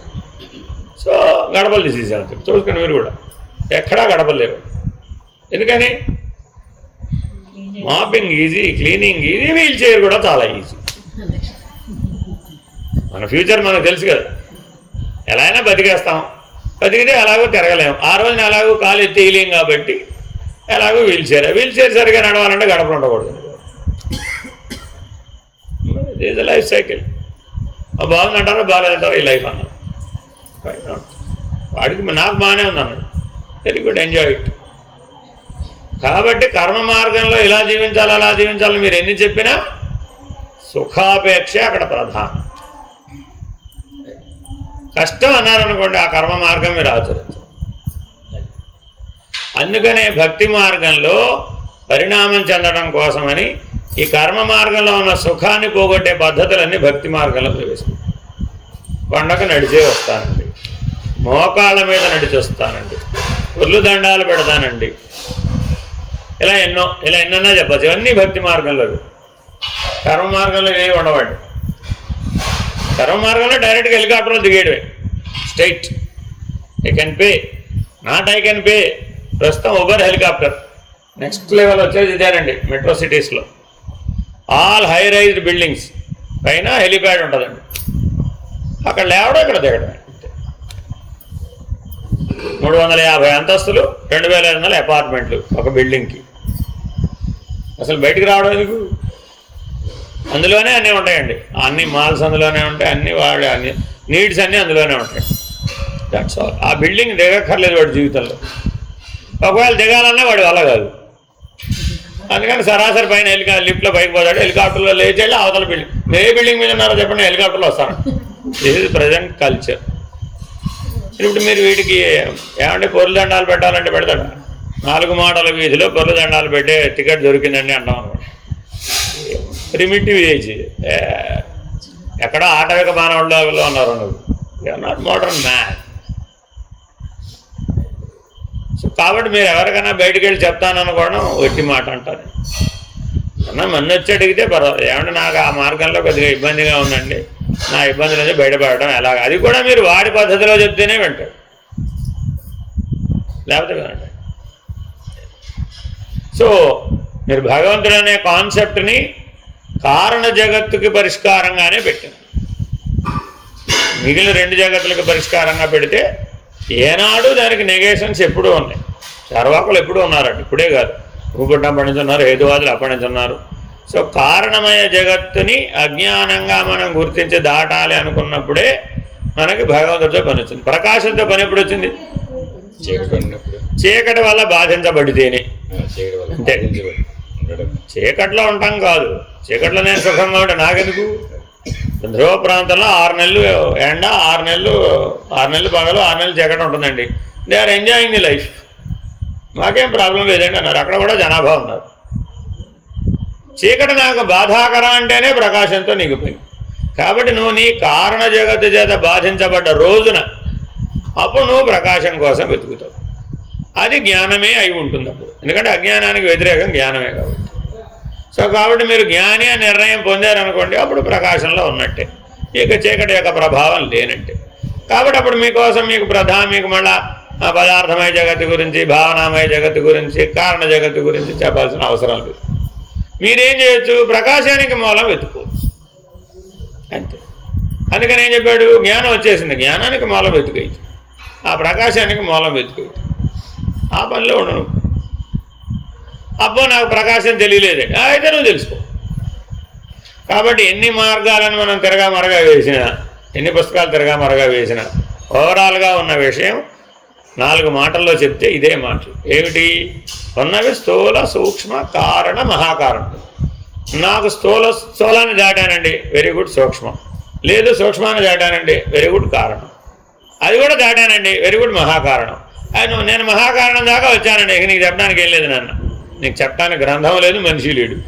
నీకు నువ్వే సెల్ఫ్ ఎంక్వైరీ స్టార్ట్స్ ఫ్రమ్ మహాకారణం. గుర్తుపెట్టుకోవాలండి.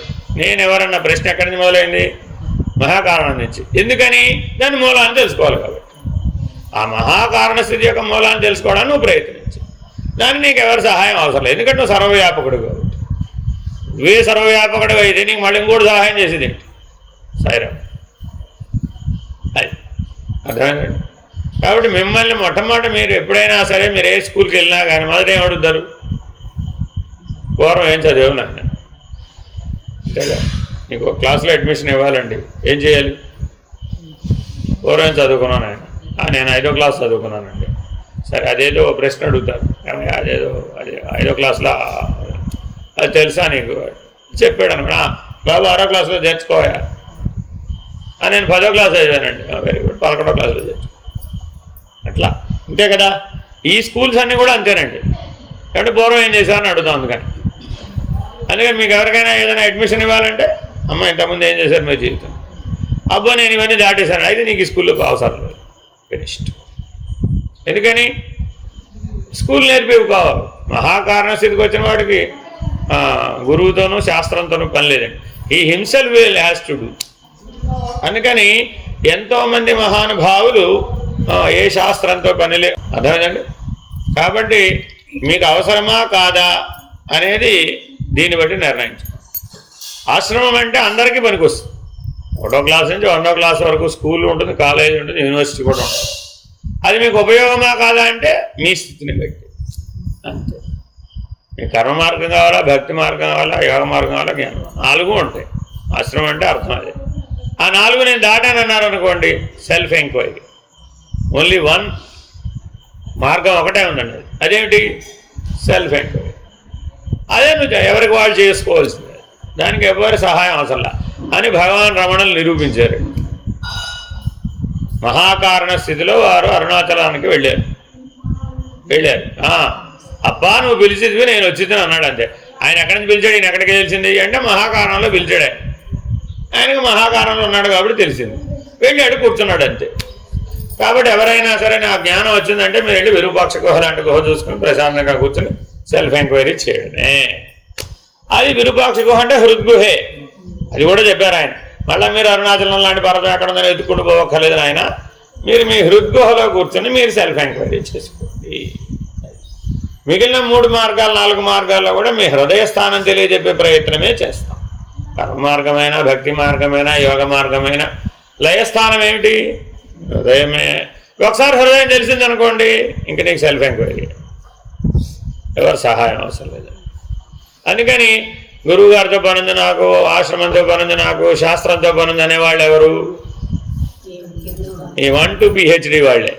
మేము ఆల్రెడీ PhD చేసామంటే జ్ఞానం వచ్చిన very good, you are eligible for self enquiry and your own life.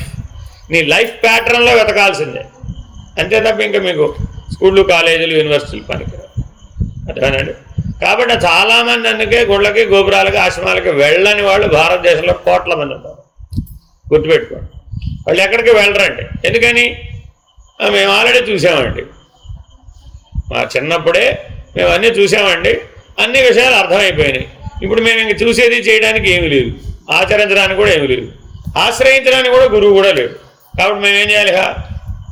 Self enquiry. కాబట్టి మిమ్మల్ని మీరు you take a decision where you are. పూర్వం మీరు ఏం చేశారో మీ జీవితం మీకే తెలుసు కాబట్టి ప్రాపర్గా నిర్ణయం తీసుకోండి. ఎందుకంటే లేకపోతే టైం వేస్ట్ అవుతుంది. నిర్ణయం తప్పు తీసుకున్నారనుకోండి, ఊరికే చదివిందే చదవాలంతే. అలా చదవడం అనవసరం కూడా. ఒకటో క్లాస్ చదివి మళ్ళీ చదువుతారా? అక్షరాలు వచ్చినాయండి, పిల్లాడిని మళ్ళీ నేర్చుకుంటాడు. నాకు ఆల్రెడీ వచ్చాడు. పిల్లవాడే చెప్పినప్పుడు మనం చెప్పడంలో అంత విశేషమైంది.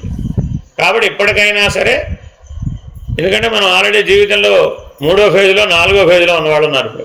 మొదటి ఫేజ్లో ఉన్నవాళ్ళు ఎవ్వరు లేరు. అందరూ 40+, 50+, 60+, 70+, 80+ కూడా వచ్చేసేవాడు. కాబట్టి you don't have time. Main మానవుడికి పెద్ద సమస్య యూ డోంట్ హ్యావ్ టైం. మీరు ఎలా అయినా జీవితం గడిపి ఉండొచ్చు, అది సుఖంగా గడిపి ఉండొచ్చు, దుఃఖంగా గడిపి ఉండొచ్చు. మీ కర్తవ్యాలు మీరు నెరవేర్చి ఉండొచ్చు. కర్తవ్యం నెరవేర్చడం అనేది minimum quality of the human being. గుర్తుపెట్టుకోండి. అది ఎవరికో మేలు చేసినట్టు కాదు, మిమ్మల్ని మీరు ఉద్ధరించుకున్నట్టు కాదు.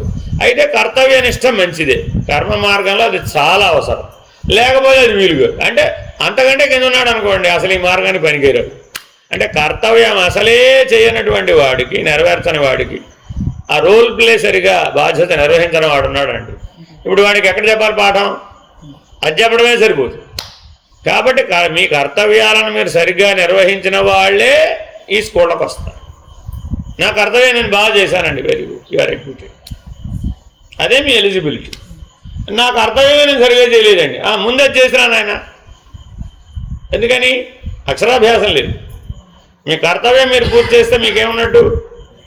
అక్షరాభ్యాసం స్కూల్లో చేయరండి, గుర్తుపెట్టుకోండి. ఇవాళ చేస్తున్నారు. ఇవాళ సంస్కృతిలో అక్షరాభ్యాసం ఇంట్లో చేయట్లేదండి.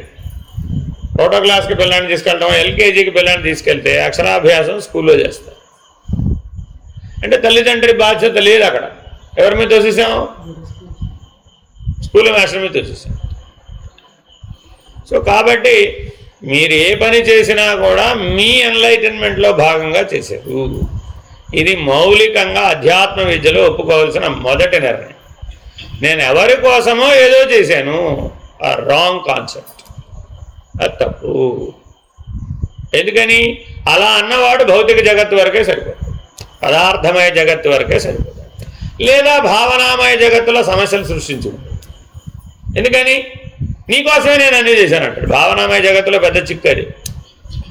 నేను ఏమమ్మా ఏం చేసావమ్మా నీ జీవితంలో? నా జీవితం అంతా మరొకరి కోసం ఖర్చు పెట్టడమే సరిపోతుంది. మీరు ఏ ప్రొఫెషనల్ అయినా అడగండి. ఓ లాయర్ గారిని అడిగారండి, ఏం చేసావు నాయన? అబ్బో ఎంతమంది క్లయింట్లోనండి, నా జీవితం అంతా పరుల సమస్యలు పరిష్కరించడానికే నా జీవితం ఖర్చు అవుతుంది. కరెక్ట్. ఎక్కడ కరెక్టు? భావనామయ జగత్తులో సమస్యలు పోలేదుగా మరి అప్పుడు. రాగద్వేషాలు అన్నాడు. భావనామయ జగత్తులో సమస్యలు ఏమిటి? రాగద్వేషాలు. ఆ రాగద్వేషాలను బయటపడాలంటే ఆ రాగద్వేషాలకు కారణం అహంకార మమకారాలనే కారణమయ జగత్తు. ఇది గుర్తుపెట్టుకోవాలి. ఆ కారణమయ జగత్తులో ఆ చీకటి ఎందుకుంది? అహంకార మమకారం. అందువల్ల భావనామయ జగత్తులో ఏముంది? రాగద్వేషాలు. పదార్థమయ జగత్తులో ఏం లేదండి. ఒక వస్తువుతో నీకేం శత్రుత్వం లేదు. I fight with my sofa అన్నారని కూడా ఏం చేస్తాం? ఏం చేయలేదు. I fight with my chair అంటే చేసేది ఏం లేదు. సో స్థూల పదార్థమయ జగత్తులో there is no fighting at all. Fighting లేదు, ఎడరేషన్ కూడా లేదు. ఐ అడోర్ మై బెడ్ అన్నారనుకోండి, ఏం చేయాలి అప్పుడు? 365 రోజులు 100 సంవత్సరాలు హాయిగా పడుకో. Because you adore your bed. అంతే. ఇలా కూడా ఉన్నారండి. నేను ఎందుకు చెప్తున్నానంటే ఇలా కూడా ఉన్నారండి. మా తాతగారు తొక్కిన సైకిల్ మనవడు గారు తొక్కుతున్నారు. దానికి ఏమైనా అయితే భరించలేడు. ఎప్పటిదా సైకిలు? తాతగారు తొక్కాడు, వాళ్ళ నాన్నగారు తొక్కాడు, ఈయన తొక్కాడు. అంటే ఎన్నేళ్ళు అయిపోయింది? 60, 70, 80 ఏళ్ళు అయి ఉంటుంది. మనవడు గారు తొక్కుతున్నాడు అంటే. కానీ అది ఒక తరతరాలుగా వచ్చిన ఆస్తి. దానికి ఏమైనా అయితే మనవడు గారికి హార్ట్ అటాక్ వస్తుంది. ఎందుకు హార్ట్ అటాక్ వచ్చిందా? మా తాతగారు ఇచ్చిన సైకిల్ పడేసాడండి మా పక్కింటి వాడు, అది వేస్తే విరిగి చూడలేకపోయాను అంతే. ఇంట్లో ఏదో విలువైన వస్తువు తెచ్చి పెట్టుకున్నారండి, ఏదో చెయ్యి దారి పడింది, 3 మొక్కలై, అంతేనా? మీకేమైంది? హార్ట్ అటాక్ వచ్చింది అంతే. కాబట్టి పదార్థమయ జగత్తు ప్రాబ్లం పదార్థమయ జగత్తులో ఉంది. ఇప్పుడు భావనామయ జగత్తులో ఇవన్నీ మన జీవితానుభవాలండి. ఇది మోడర్న్ మ్యాన్ అయినా ఇదే, ఏన్షియంట్ మ్యాన్ అయినా ఇదే, ఏమీ తేడా లేదు. దశరథుడు ప్రాణం పోవడానికి కారణం ఏమిటి? రాముడు అయోధ్యను గడవడమే, వేరే ఇంకేమి లేదు. సర్లేవయ్యా 14 ఏళ్లే కదా, ఇన్ని వేల ఏళ్ళు బతికో, 14 ఏళ్ళు బతకలేడేంటి? ఆలోచించండి, అప్పటికి ఎన్ని వేల ఏళ్ళు బతికాడండి. అంత వయసు ఉన్నవాడు ఆ ఒక్క కారణం అంత సీరియస్గా తీసుకోపోతే ఏమైంది? ఇంతకీ వాళ్ళ ఆవిడ ఏమంది? 14 ఏళ్ళు బతికిరావు. ఆ 14 ఏళ్ళు ఈయనే రాజ్యం చేస్తే అయిపోయేదిగా, సింపుల్ సొల్యూషన్. ఇలా గొడవ అంతా ఏముందండి అక్కడ అసలు? ఆ 14 ఏళ్ళు ఈయనే రాజ్యం చేస్తే అయిపోయి, కాదనేది ఏముంది? అయిపోయాయి. ఆయన వచ్చిన వాళ్ళు ఆయనకి అప్పచెప్తే అయిపోయాయి. రామాయణమే లేదు, అసలు గొడవ లేదు. దశరథుడు పోవలసిన అవసరమే అంత, మరణం పొందవలసిన అశనీపాత ఘాతం తగలాల్సిన పనే వచ్చింది. హార్ట్ ఫెల్ట్ అంతే. ఏదైనా హార్ట్ ఫెల్ట్ అయ్యారని ఏమవుతుంది? ఏం చేయాలి మరి? ఇప్పుడు మనం కూడా వాళ్ళతో కూడా పోవాల్సింది. అలా పోగలమా? పోయిన వాళ్ళతో కూడా మనం కూడా పోవచ్చా? అలా వెళ్ళిపోతే ఎవరు మిగులుతారు? కానీ భగవంతుడు అవకాశం లేదే. హార్ట్ ఫెల్ట్ థింగ్స్ చాలా ఉండవచ్చు, కానీ వాళ్ళతో పాటు మనం పోవచ్చా? అవకాశం లేదు. కాబట్టి there is a system, there is an order in the creation. The order of the creation అర్థం చేసుకోవడమే కర్మభక్తి యోగం. సమస్యలే లేకుండా కూడా హార్ట్ అటాక్లు వచ్చిన వాళ్ళు అదేనమ్మా, అందుకే వాళ్ళు చెప్పేది మీరు సరిగ్గా తినలేదు, లైఫ్ స్టైల్ సరిగ్గా లేదు కాబట్టి హార్ట్ అటాక్ వస్తున్నాడు అని కూడా చెప్పారు. అందుకే ఈ లైఫ్ స్టైల్ని బాగు చేయడం కోసమనే విస్తృతమైన శాస్త్రాలు రాశాం. అదంతా పదార్థమయ జగత్తే, నాకేం కారణం లేదండి. అయినా ఎప్పటికప్పుడుగా ఆ అలారం ఆగవలసిందే. రాముడు ఎంత కీ ఇస్తే బొమ్మ అంతకాలం ఆడుతుంది. నిన్నే ఒక మెసేజ్ పెట్టింది, ఎంతకాలం ఆడుతుంది బొమ్మ? రాముడు ఎంతకాలం కీ ఇస్తే, కీ అయిపోతే పోవడానికి ఏదో ఒక రీజన్, ఏదైనా ఆగిపోతుంది, ఏది ఆగినా పోతాడు అంతే. లేదంటే ఒకేసారి 4 ఆగిపోయినాయి అంటే multi organ failure. Present cause of death రాసేదేమిటి? మల్టీ ఆర్గాన్ ఫెయిల్యూర్ అంతే. అర్థమేనండి? సో కాబట్టి మళ్ళీ ఎక్కడికి వచ్చేసాం? మళ్ళీ ల్యాండ్ ఎక్కడయ్యాం? మళ్ళీ పదార్థమయ జగత్తు. సో మనం ప్రాబ్లమ్స్ ఎన్కౌంటర్ అయ్యేదంతా ఎక్కడ? ఇదే పదార్థమయ జగత్తు, లేకపోతే భావనామయ జగత్తు. ఇందులో అయినా అందులో అయినా రూట్ కాజ్ ఏమిటి? అజ్ఞానం. ఇక్కడ ప్రాబ్లం ఎన్కౌంటర్ అయినా అక్కడ ప్రాబ్లం ఎన్కౌంటర్ అయినా దానివల్ల నీకు ఎందుకు వచ్చింది అది అంటే రూట్ కాజ్ అజ్ఞానంలోంచి వచ్చింది. అజ్ఞానం అంటే ఏమిటి అన్నారు అనుకోండి, అహంకారం మమకారాలే అజ్ఞానం. స్ట్రైట్గా ఆన్సర్ చెప్పేశారండి. అందుకే ఉరికే వెతుక్కునే పనిలే. అజ్ఞానం అనగా ఏమి? అహంకారం మమకారం, దట్స్ ఆల్. అది నీ కారణమయ శరీరం, అది అవిద్య. తొలగించుకోవాలంటే ఏం చేయాలి? లేని జీవితం జీవించాలి. ఆ రెండూ లేని జీవితం జీవించాలి అంతే. జ్ఞానం అంటే ఏమిటండి? నిర్మమో నిరహంకార అంతే. వాడు జ్ఞానేవాడు. ఆ 2 లక్షణాలు పోతే జ్ఞానే, ఫినిష్డ్. ఇంకేమిటయ్యా అదనంగా ఓ 3 లక్షణాలు, అది దైవీ లక్షణాలు. ఏమిటవి? నిర్వికార, నిరంజన, నిర్మోహ. ఆ 3 లక్షణాలు మాత్రం సంపాదించాలి, దానంతట అవిరావు. మీ జీవితం, మీ అనుభవం ద్వారా అహంకారం లేని జీవితాన్ని, మమకారం లేని జీవితాన్ని మీరు అనుభవపూర్వకంగా నేర్చుకోవచ్చేమో. అంటే జీవుడు అహంకార మమకారాలను విడిచే జీవితాన్ని జీవించే అవకాశం లేదా? ఉంది. యోగికి అహంకారం లేదండి, మమకారం కూడా లేదు. అందుకని యోగానికి ప్రాధాన్యత వచ్చింది, లేకపోతే యోగానికి ప్రాధాన్యత లేదు, భోగానికే అంత. కాబట్టి భోగిగా జీవించేవాడికి ఏముంది ప్రాబ్లము అంటే పదార్థమయ జగత్తులో కానీ భావనామయ జగత్తులో కానీ రాగద్వేషాలు కూడుకోవడం వల్ల ప్రాబ్లం. ఈ రాగద్వేషాలు నాకు ఎందుకు ఉన్నాయని ప్రశ్న వేశాం. విత్తన రూపంలో రూట్ కాజ్గా మన లోపల మూల కారణంగా అహంకారం మమకారాలు ఉన్నాయి కాబట్టి, అవి అవ్యక్తంలో ఉన్నాయి కాబట్టి వ్యక్తంగా రాగద్వేషాలు వచ్చాయి. రాగద్వేషాలు ఇప్పుడు వ్యక్తం అండి, అది అవ్యక్తం కాదు. అవ్యక్తంలో ఏమున్నాయి? అహంకారం, మమకారం. వైద్యం అంటే ఏంటి? వ్యక్తంగా కనబడుతున్న వాటికి వైద్యం చేయాలా, కనబడని రూట్ కాజ్, దానికి మూల కారణమైన దాన్ని పరిష్కరించాలి. అప్పుడు లాంగ్ టర్మ్ బెనిఫిట్ వస్తుంది అంతే. షార్ట్ టర్మ్ బెనిఫిట్ కావాలంటే ఉదాహరణ చెప్తాను మీకు. ఇప్పుడు 104 జ్వరం వచ్చింది. చిన్నప్పుడు ఎప్పుడో 1 సంవత్సరం వయసున్నప్పుడు కూడా 104 జ్వరం వచ్చింది అనుకో. ఇప్పుడు మీకు జ్వరం వచ్చే లక్షణం ఎప్పటి నుంచి ఉన్నట్టు? అర్థమైందండి? ఒక థీరీ ఉంది. ఎప్పటి వరకు నేను వెనక్కి తీసుకెళ్తాం. ఎప్పటి వరకు తీసుకెళ్తామయ్యా అంటే పూర్ణ ఆరోగ్యవంతుడై ఏదో సంవత్సరంలో ఉంటావు కదా, అక్కడ దాకా నీ సిస్టమ్ని వెనక్కి తీసుకెళ్ళావు అనుకోండి. అప్పుడు మీ సిస్టమ్ అంతా ఏమైపోతుంది? క్లీన్ అయిపోయి పూర్ణ ఆరోగ్యం వస్తుంది. ఇలాంటిది కూడా ఉందండి. కానీ మరి వాడికి పుడుతూనే మరి వాడు ఇంక్యుబేషన్లో పుట్టాడే, ఎక్కడికి తీసుకెళ్ళాలి? తల్లిగారు మనలో తీసుకెళ్ళాలి. అక్కడ ఆరోగ్యంగా ఉన్నాడని గ్యారంటీగా చెప్పగలవా? ఇలా ప్రతి థీరీలో కూడా, ఈ థీరీ డెవలప్ చేయడానికి కొన్ని 100 సంవత్సరాలు పట్టిందండి. నేను వెనక్కి తీసుకెళ్ళడం చిన్న పని కాదండి. కరెంట్ ఏజ్లో ఉన్నటువంటి వాడిని వెనక్కి తీసుకెళ్ళాలి.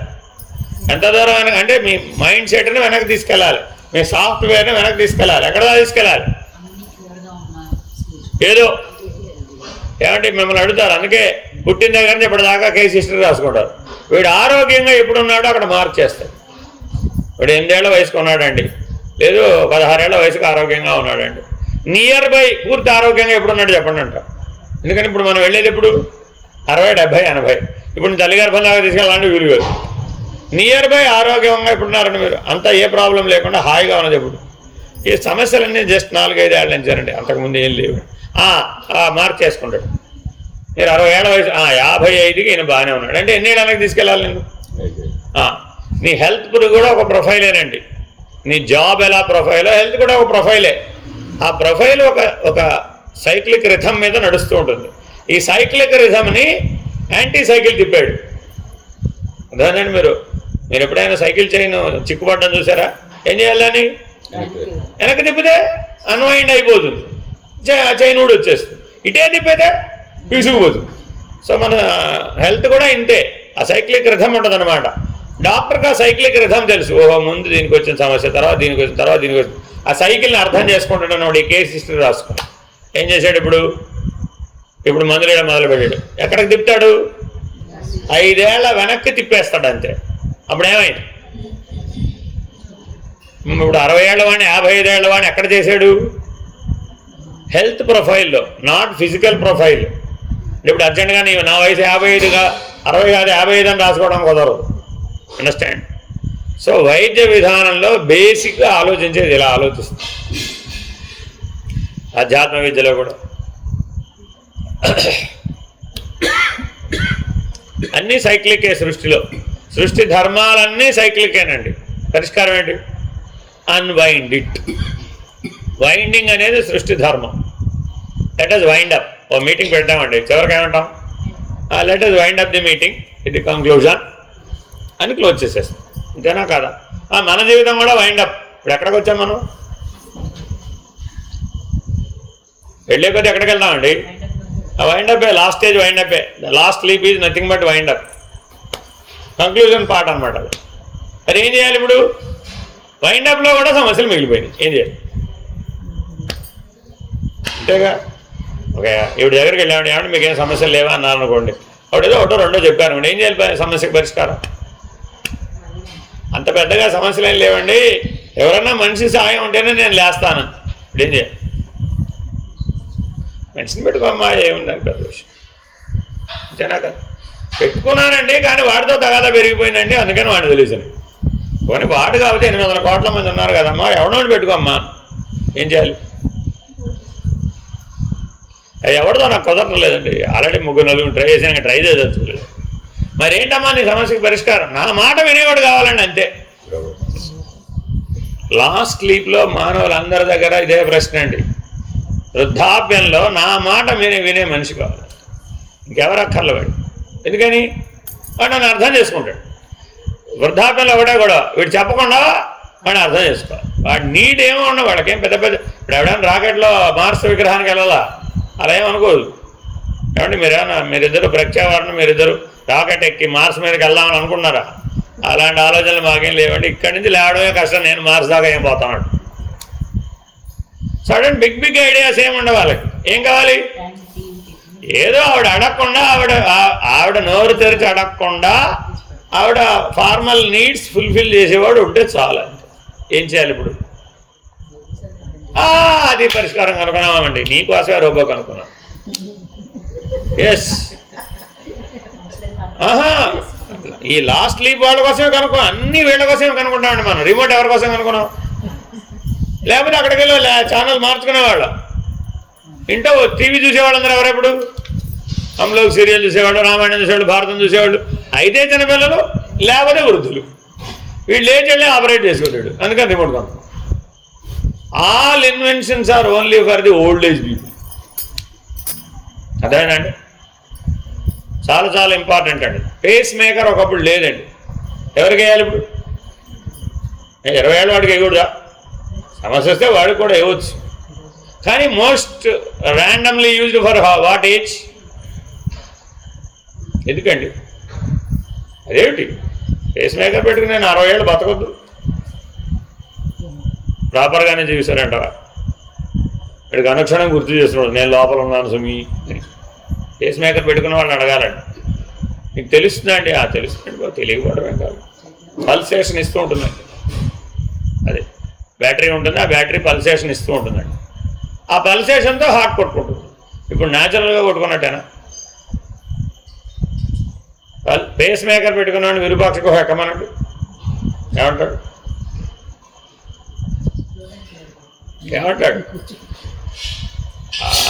ఆ దశ ఈ జన్మలో లేదండి. కదా. So somewhere your handicap. ఎక్కడైనా జీవితంలో ఎప్పుడోప్పుడు ఈ సమస్య రాక తప్పదు. నేను ఎదిరించడం ఎట్లాగా? దానికోసమని జెరియాట్రిక్స్ అని ఒక శాస్త్రం రాసేసాను. మనకి శాస్త్రాలకు పదవలేదండి. నేను ఇట్లా ఎన్ని శాస్త్రాలు చెప్తాను మీకు. ఆ జెరియాట్రిక్స్ వాళ్ళ చాలా పెద్ద ఇష్యూ, చాలా శాస్త్రం. మీరు కనుక PhD ఇన్ జెరియాట్రిక్స్ చేస్తే మీకు ప్రపంచంలో అత్యుత్తమ జీవితం వస్తుంది. చాలా ప్రొఫౌండ్గా ఉన్నటువంటి శాస్త్రం ఏమిటంటే జెరియాట్రిక్స్. ఎవరు చదవడాలి? ఏమిటది? How to care the elder people, that's all. కాబట్టి శాస్త్రాలు రాయడం అనేది ఇప్పుడు కాదు, ఎప్పటి నుంచో సృష్టి ఆది నుంచే శాస్త్రాలు రాస్తూనే ఉన్నాం, ఎప్పటి వరకు రాస్తూనే ఉంటాం. అవన్నీ చదివితే మనకి శాస్త్రాలు వస్తాయా రావా? అది తర్వాత నీ జీవితం బాగుపడదో లేదో నాకు తెలియదు. ఓల్డ్ పుస్తకాలు చదువుకోవచ్చు, తెలుసుకోవచ్చు, కానీ నువ్వు జీవితంలో ఇంప్లిమెంట్ చేయాలన్నమాట. అప్పుడే అది వీలవుతుంది. కాబట్టి అనుభవ జ్ఞానం సంపాదిస్తేనే తప్ప దీనికి పరిష్కారం లేదు. రాగద్వేషాలను పోగొట్టుకునే జీవితం ఉండాలి, అహంకారం మమకారాలను పోగొట్టుకునే జీవితం ఉండాలి. మానవుడు అల్టిమేట్గా ఇంత మొత్తం ఇన్ని లక్షల తరాల సృష్టి ఆది నుంచి ఇప్పటి వరకు ఉన్న పరిణామం మొత్తం మీద మానవుడికి రెండు సమస్యలు. ఒకటి రాగద్వేషాలు, రెండు అహంకారం మమకారం. ఈ రెండు ప్రాబ్లమ్స్కి మాత్రం మానవుడు సొల్యూషన్ కనుక్కోలేదు. మోడర్న్ మ్యాన్ దగ్గర కూడా లేవు. వాడికి కూడా ఇవే ప్రాబ్లమ్స్. ఏన్షియంట్ బాగా అడవి మానవుడు కూడా ఇదే సమస్య. కాబట్టి ఆ రాగద్వేషాలకి అహంకార మమకారాలకి పరిష్కారం కనుక్కునే దిశగా ఆత్మజ్ఞానం చెప్పలేదు. ఆత్మజ్ఞానం వచ్చిన తర్వాత కూడా మీకు ఆ రెండు సమస్యలు ఉన్నాయనుకోండి, ఏం చేయాలి అప్పుడు? రానట్టే, అంతే. As simple as it. ఈ రెండు సమస్యలు ఉంటే ఆ జ్ఞానం రానట్టే తేల్చి చెప్పేశారంతే. ఆ జ్ఞానం వస్తే ఈ రెండు సమస్యలు లేవు, అంతే. సరేనండి, నాకు నా కుటుంబం మీద కానీ, నా ప్రపంచం మీద కానీ, నా శరీరం మీద కానీ, నాదనే దాని మీద ఏమీ నాకు భ్రాంతి లేదు. Very good. ఏం దాటినట్టు? మమకారాన్ని దాటేసినట్టే. ఓకే, మరి నేను కూడా దాటినట్టేనా అని అడిగాను. అహంకారం అంటే నేనేగా, ఆ నేను దాటినట్టేనా అని అడిగాం. దాటేసినట్టేనండి, నాకేం ప్రాబ్లమ్స్ ఏం లేవు. నాది లేకపోతే దాదాపు 99% ప్రాబ్లమ్స్ లేనట్టేనండి. అంటే అసలు రాగద్వేషాలు దాటితే మీకు అసలు ఏం ప్రాబ్లమ్స్ ఉండవు. ఎవరితో మీరేం ప్రాబ్లం ఫేస్ చేయరు. అంతా హోల్సమ్ అట్మాస్ఫియర్ ఉంటుంది అన్నమాట. కానీ లోపల ఉండదు ఈ నేను కూడా, బయట ఉండదండి. అంటే అవ్యక్తంలో ఉండదు అనమాట. ఇది వ్యక్తంలో ఉండదండి. అందుకే చెప్పాను నాకు, రాగద్వేషాలు వ్యక్తం, అవ్యక్తంలో అహంకారం మమకారాలు. ఆ అవ్యక్తంలో ఉన్న మమకారాన్ని కూడా మానవుడు చాలా పోగొట్టుకోవచ్చండి. చూడండి, మీరు చివరి దశకు వచ్చేసిన తర్వాత మీకు పెద్దగా మమకారం పనిచేయదు. అందుకనే మన పెద్దలు ఏం చెప్పారంటే, ఆయన 3వ తరం చూసేవారికన్నా బతకవయ్యా బాబు, మమకారం పోతుంది. 4వ తరం వరకు చూసేవారు బతికితే పోదండి, పోదు, అట్టా పోదు, మమకారమే పోతుంది, ఇంకా బాగా పోతుంది. అంతే. 4 తరాల కంటే చూసేవాడు లేడు, అప్పటికే 100 ఏళ్ళు అయిపోతుంది. కానీ మా అహంకారం పోవడం ఎట్లాగా అని అప్పుడు సద్గురువుల దగ్గరికి, అవతారుల దగ్గరికి, అహంకార రహితులైనటువంటి వాళ్ళు ఎవరైనా ఉంటే వాళ్ళ దగ్గరికి వెళ్ళి వాళ్ళ దగ్గర ఏమైనా అడిగి తెలుసుకోమని శాస్త్రం అక్కడ ముగింపు పెట్టేసింది. ఈ విషయం అనుభవజ్ఞుల వద్ద నేర్చుకొనవలెను అని ఆఖరి వాక్యం శాస్త్రంలో ఇదే ఉంటుంది. మమకారానికి కూడా శాస్త్రం ఎన్నో పరిష్కారాలు చెప్పింది, కానీ అహంకారానికి మాత్రం శాస్త్రం దగ్గర పరిష్కారం లేదు. తప్పక ఎవరి దగ్గర వెళ్ళాలి మనం? అహంకార రహితులైన వాళ్ళ దగ్గరికి వెళ్ళి ఆ శిక్షణ తీసుకోవాలి. కాబట్టి ఎవరయ్యా సద్గురువులు, అవతారులు అంటే అహంకార రహితులు ఎవరైతే ఉంటారో, అహం రహితులు ఎవరైతే ఉంటారో వాళ్ళు అందులో 2 స్టెప్పులు. ఒకటేమో అహంకార రహితులు, రెండోవాడు అహం రహితులు. అదేనండి, వీళ్ళ దగ్గరికి వెళ్ళి మీరు ఆ శిక్షణ పొందగలరు. ఎక్కడ లభిస్తారు వీళ్ళు? వాడి జీవితాన్ని ఎక్కడో జీవిస్తూ ఉంటాడు, నీకోసమేం వాడు లేడు. గుర్తుపెట్టుకోవాలంటే ఈ అహం రహితులు ఎవరు, వాళ్ళు ఎవరి కోసం ఉండరు, వాళ్ళు వాళ్ళ కోసమే ఉంటారంటే, మరొకరి కోసం ఉండడు. అప్పుడు వాడు అహం ఎలా పోగొట్టుకున్నట్టు? మరి వాడికి స్వార్థమైపోలేదు. నా కోసమే నేను జీవిస్తే అప్పుడు మరి స్వార్థం కదా అన్నాడు సామాన్య మానవుడు. ఎందుకని? ఆధ్యాత్మికతలో నువ్వే ఉంటావా, నీకెవరు ఉండవు. అంతటా నేనే, ఆ నేనంటే మరి స్వార్థమే కదా. అందుకని అందరికీ ఆధ్యాత్మిక ప్రయాణం చేసేవాడు ఎలా కనబడతాడంటే పూర్తి స్వార్థపరుడుగా కనబడతాడు. ఎందుకంటే వాడే ప్రధానం, అంతే. వాడు దరిద్రం ఒకటే ప్రధానం, అంతే. వాడు అహాన్ని పోగొట్టుకోవడం ఒకటే ప్రధానం. అందుకని సమాజానికి సేవ చేయవలసిన అగత్యం. లేకపోతే నిస్వార్థుడు అనిపించుకోవడం కుదరదు, ఆ స్వార్థ త్యాగం జరిగిందని చెప్పుకోవడానికి వీలు. అందుకని యోగి అయినా జ్ఞాని అయినా సమాజంలో సేవ చేయవలసిన అగత్యం. లేకపోతే సామాన్య ప్రజలందరూ ఈ యోగుల్ని, జ్ఞానుల్ని పూర్తి స్వార్థపరులుగా డిసైడ్ చేశారు. ఎందుకని? వాడికి ఎవరితో పని లేదండి బాబు, వాడు బాగుంటే చాలు. ఎవరేమైపోయినా నాకేం పట్టదండి అంటారు. పడితే సంసారం అయిపోతాడు. ఆ పట్టించుకున్నాడు అనుకోండి, ఏమైపోతాడు? సంసారం అయిపోతాడు. మరి అధిగమించాలి, సన్యాసం అవ్వాలంటే వదలాల్సిందే. మరి వదిలితే స్వార్థపరుడు అనిపించుకుంటాం. ఇప్పుడు ఏం చేయాలి? పట్టించుకున్నావు అనుకోండి ఏమవుతావు? సంసారి అవుతావు. వదిలేసామనుకోండి సన్యాసి అవుతావు. కానీ 99% ఉన్న ప్రపంచం అంతా సంసారులే. ఈ 99% ఉన్న ప్రపంచం నేనేమంటుంది? వాడంత స్వార్థపరుడు ఎవరు లేడండి. వాడికి వాడే ప్రధానం, ఇంకెవరన్నా పోయినా వాడికి అనవసరం. కానీ సూక్ష్మంలో మళ్ళీ వ్యక్తిలో పనిచేస్తుంది, అదంతా వాడికి తెలియదు. వాడికి తెలిసింది ఏంటి? సూటిగా కళ్ళెదురకుండా కనబడుతుంటే ఇంకా అంత విచారణ ఎందుకు నాకు? అలా నువ్వు చదువుకున్న శాస్త్రాలు నేను చెప్పాలి, నువ్వు స్వార్థపడు అని చెప్పడానికి శాస్త్రాలు చదువుకోవడం ఎందుకు? అక్కర్లేదు. ఎందుకని? వాడి దెబ్బలు వాడు పడుతుంటాడు అంతే. వాడేదో 4 గంటలకు లేవాలి, వాడేదో కృష్ణారామ అనుకోవాలి అనుకుంటాడు, తర్వాత ఏదో పూజలు జపాలు చేసుకుంటాడు, వాడేదో పుస్తకాలు చదువుకుంటాడు, ఏదో అన్నం పెడితే తింటాడు అంతే. లేదు వాడికి ఏది అందుబాటులో ఉంటే తినేస్తాడు, లేదు వాడే ఏదైనా వండుకుంటాడు, ఏదీ చేయలేదు, నిరాహారంగా ఉంటాడు. వాడు దేనికైనా సరే అనుకుంటాడు, ఎవరున్నా పోయినా నాకేం కాదు అనుకుంటాడు. ఇవన్నీ ఆల్మోస్ట్ ఏ లక్షణాలు? Self centred. మోడర్న్ మ్యాన్ కూడా అలాగే ఉన్నాడు కదా. చూసుకోండి, ఈక్వల్గా చూస్తే ఈజీ గొడ్డు పెడితే మోడర్న్ మ్యానే.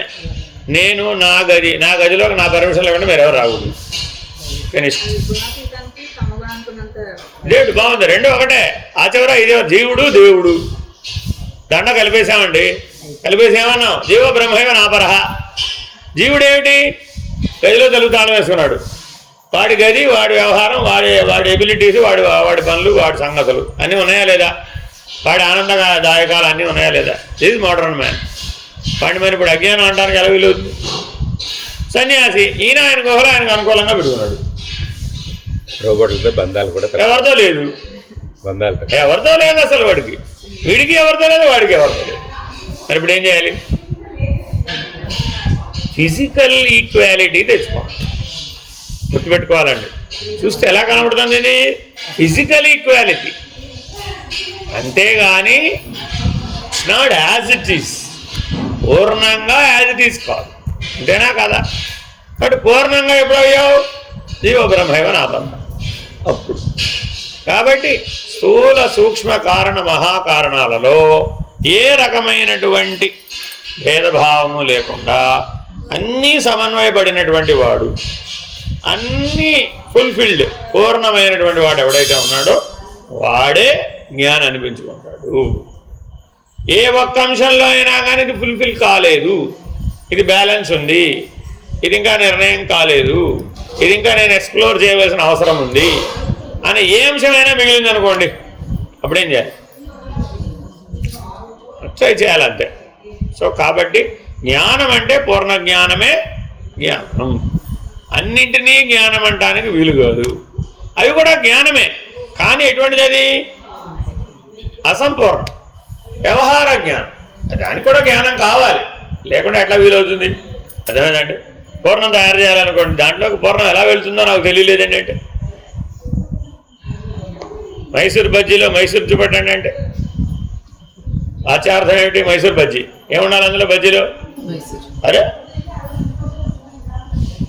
సో వాచ్యార్థం వల్ల నిర్ణయం కాదు, ఫిజికల్ స్కేలార్ లెవెల్లో అవధానం అండి. సో అందుకని చాలా జాగ్రత్తగా దీన్ని సూక్ష్మంగా అర్థం చేసుకునే ప్రయత్నం చేయాలి.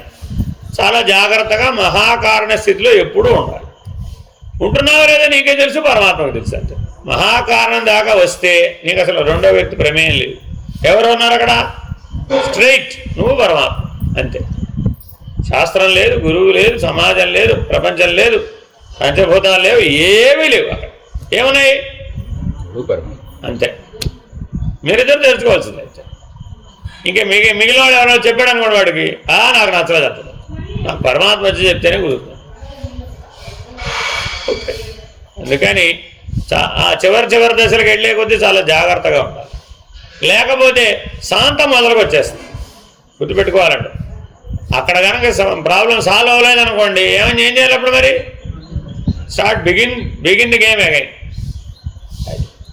అందుకని ఈ జ్ఞాన మార్గం చాలా ఉత్తమంగా కనబడుతుంది, ఉన్నతంగా కనబడుతుంది, సులభంగా కనబడుతుంది, పూర్ణంగా కనబడుతుంది. పడితే మాత్రం స్టార్ట్ అగైన్.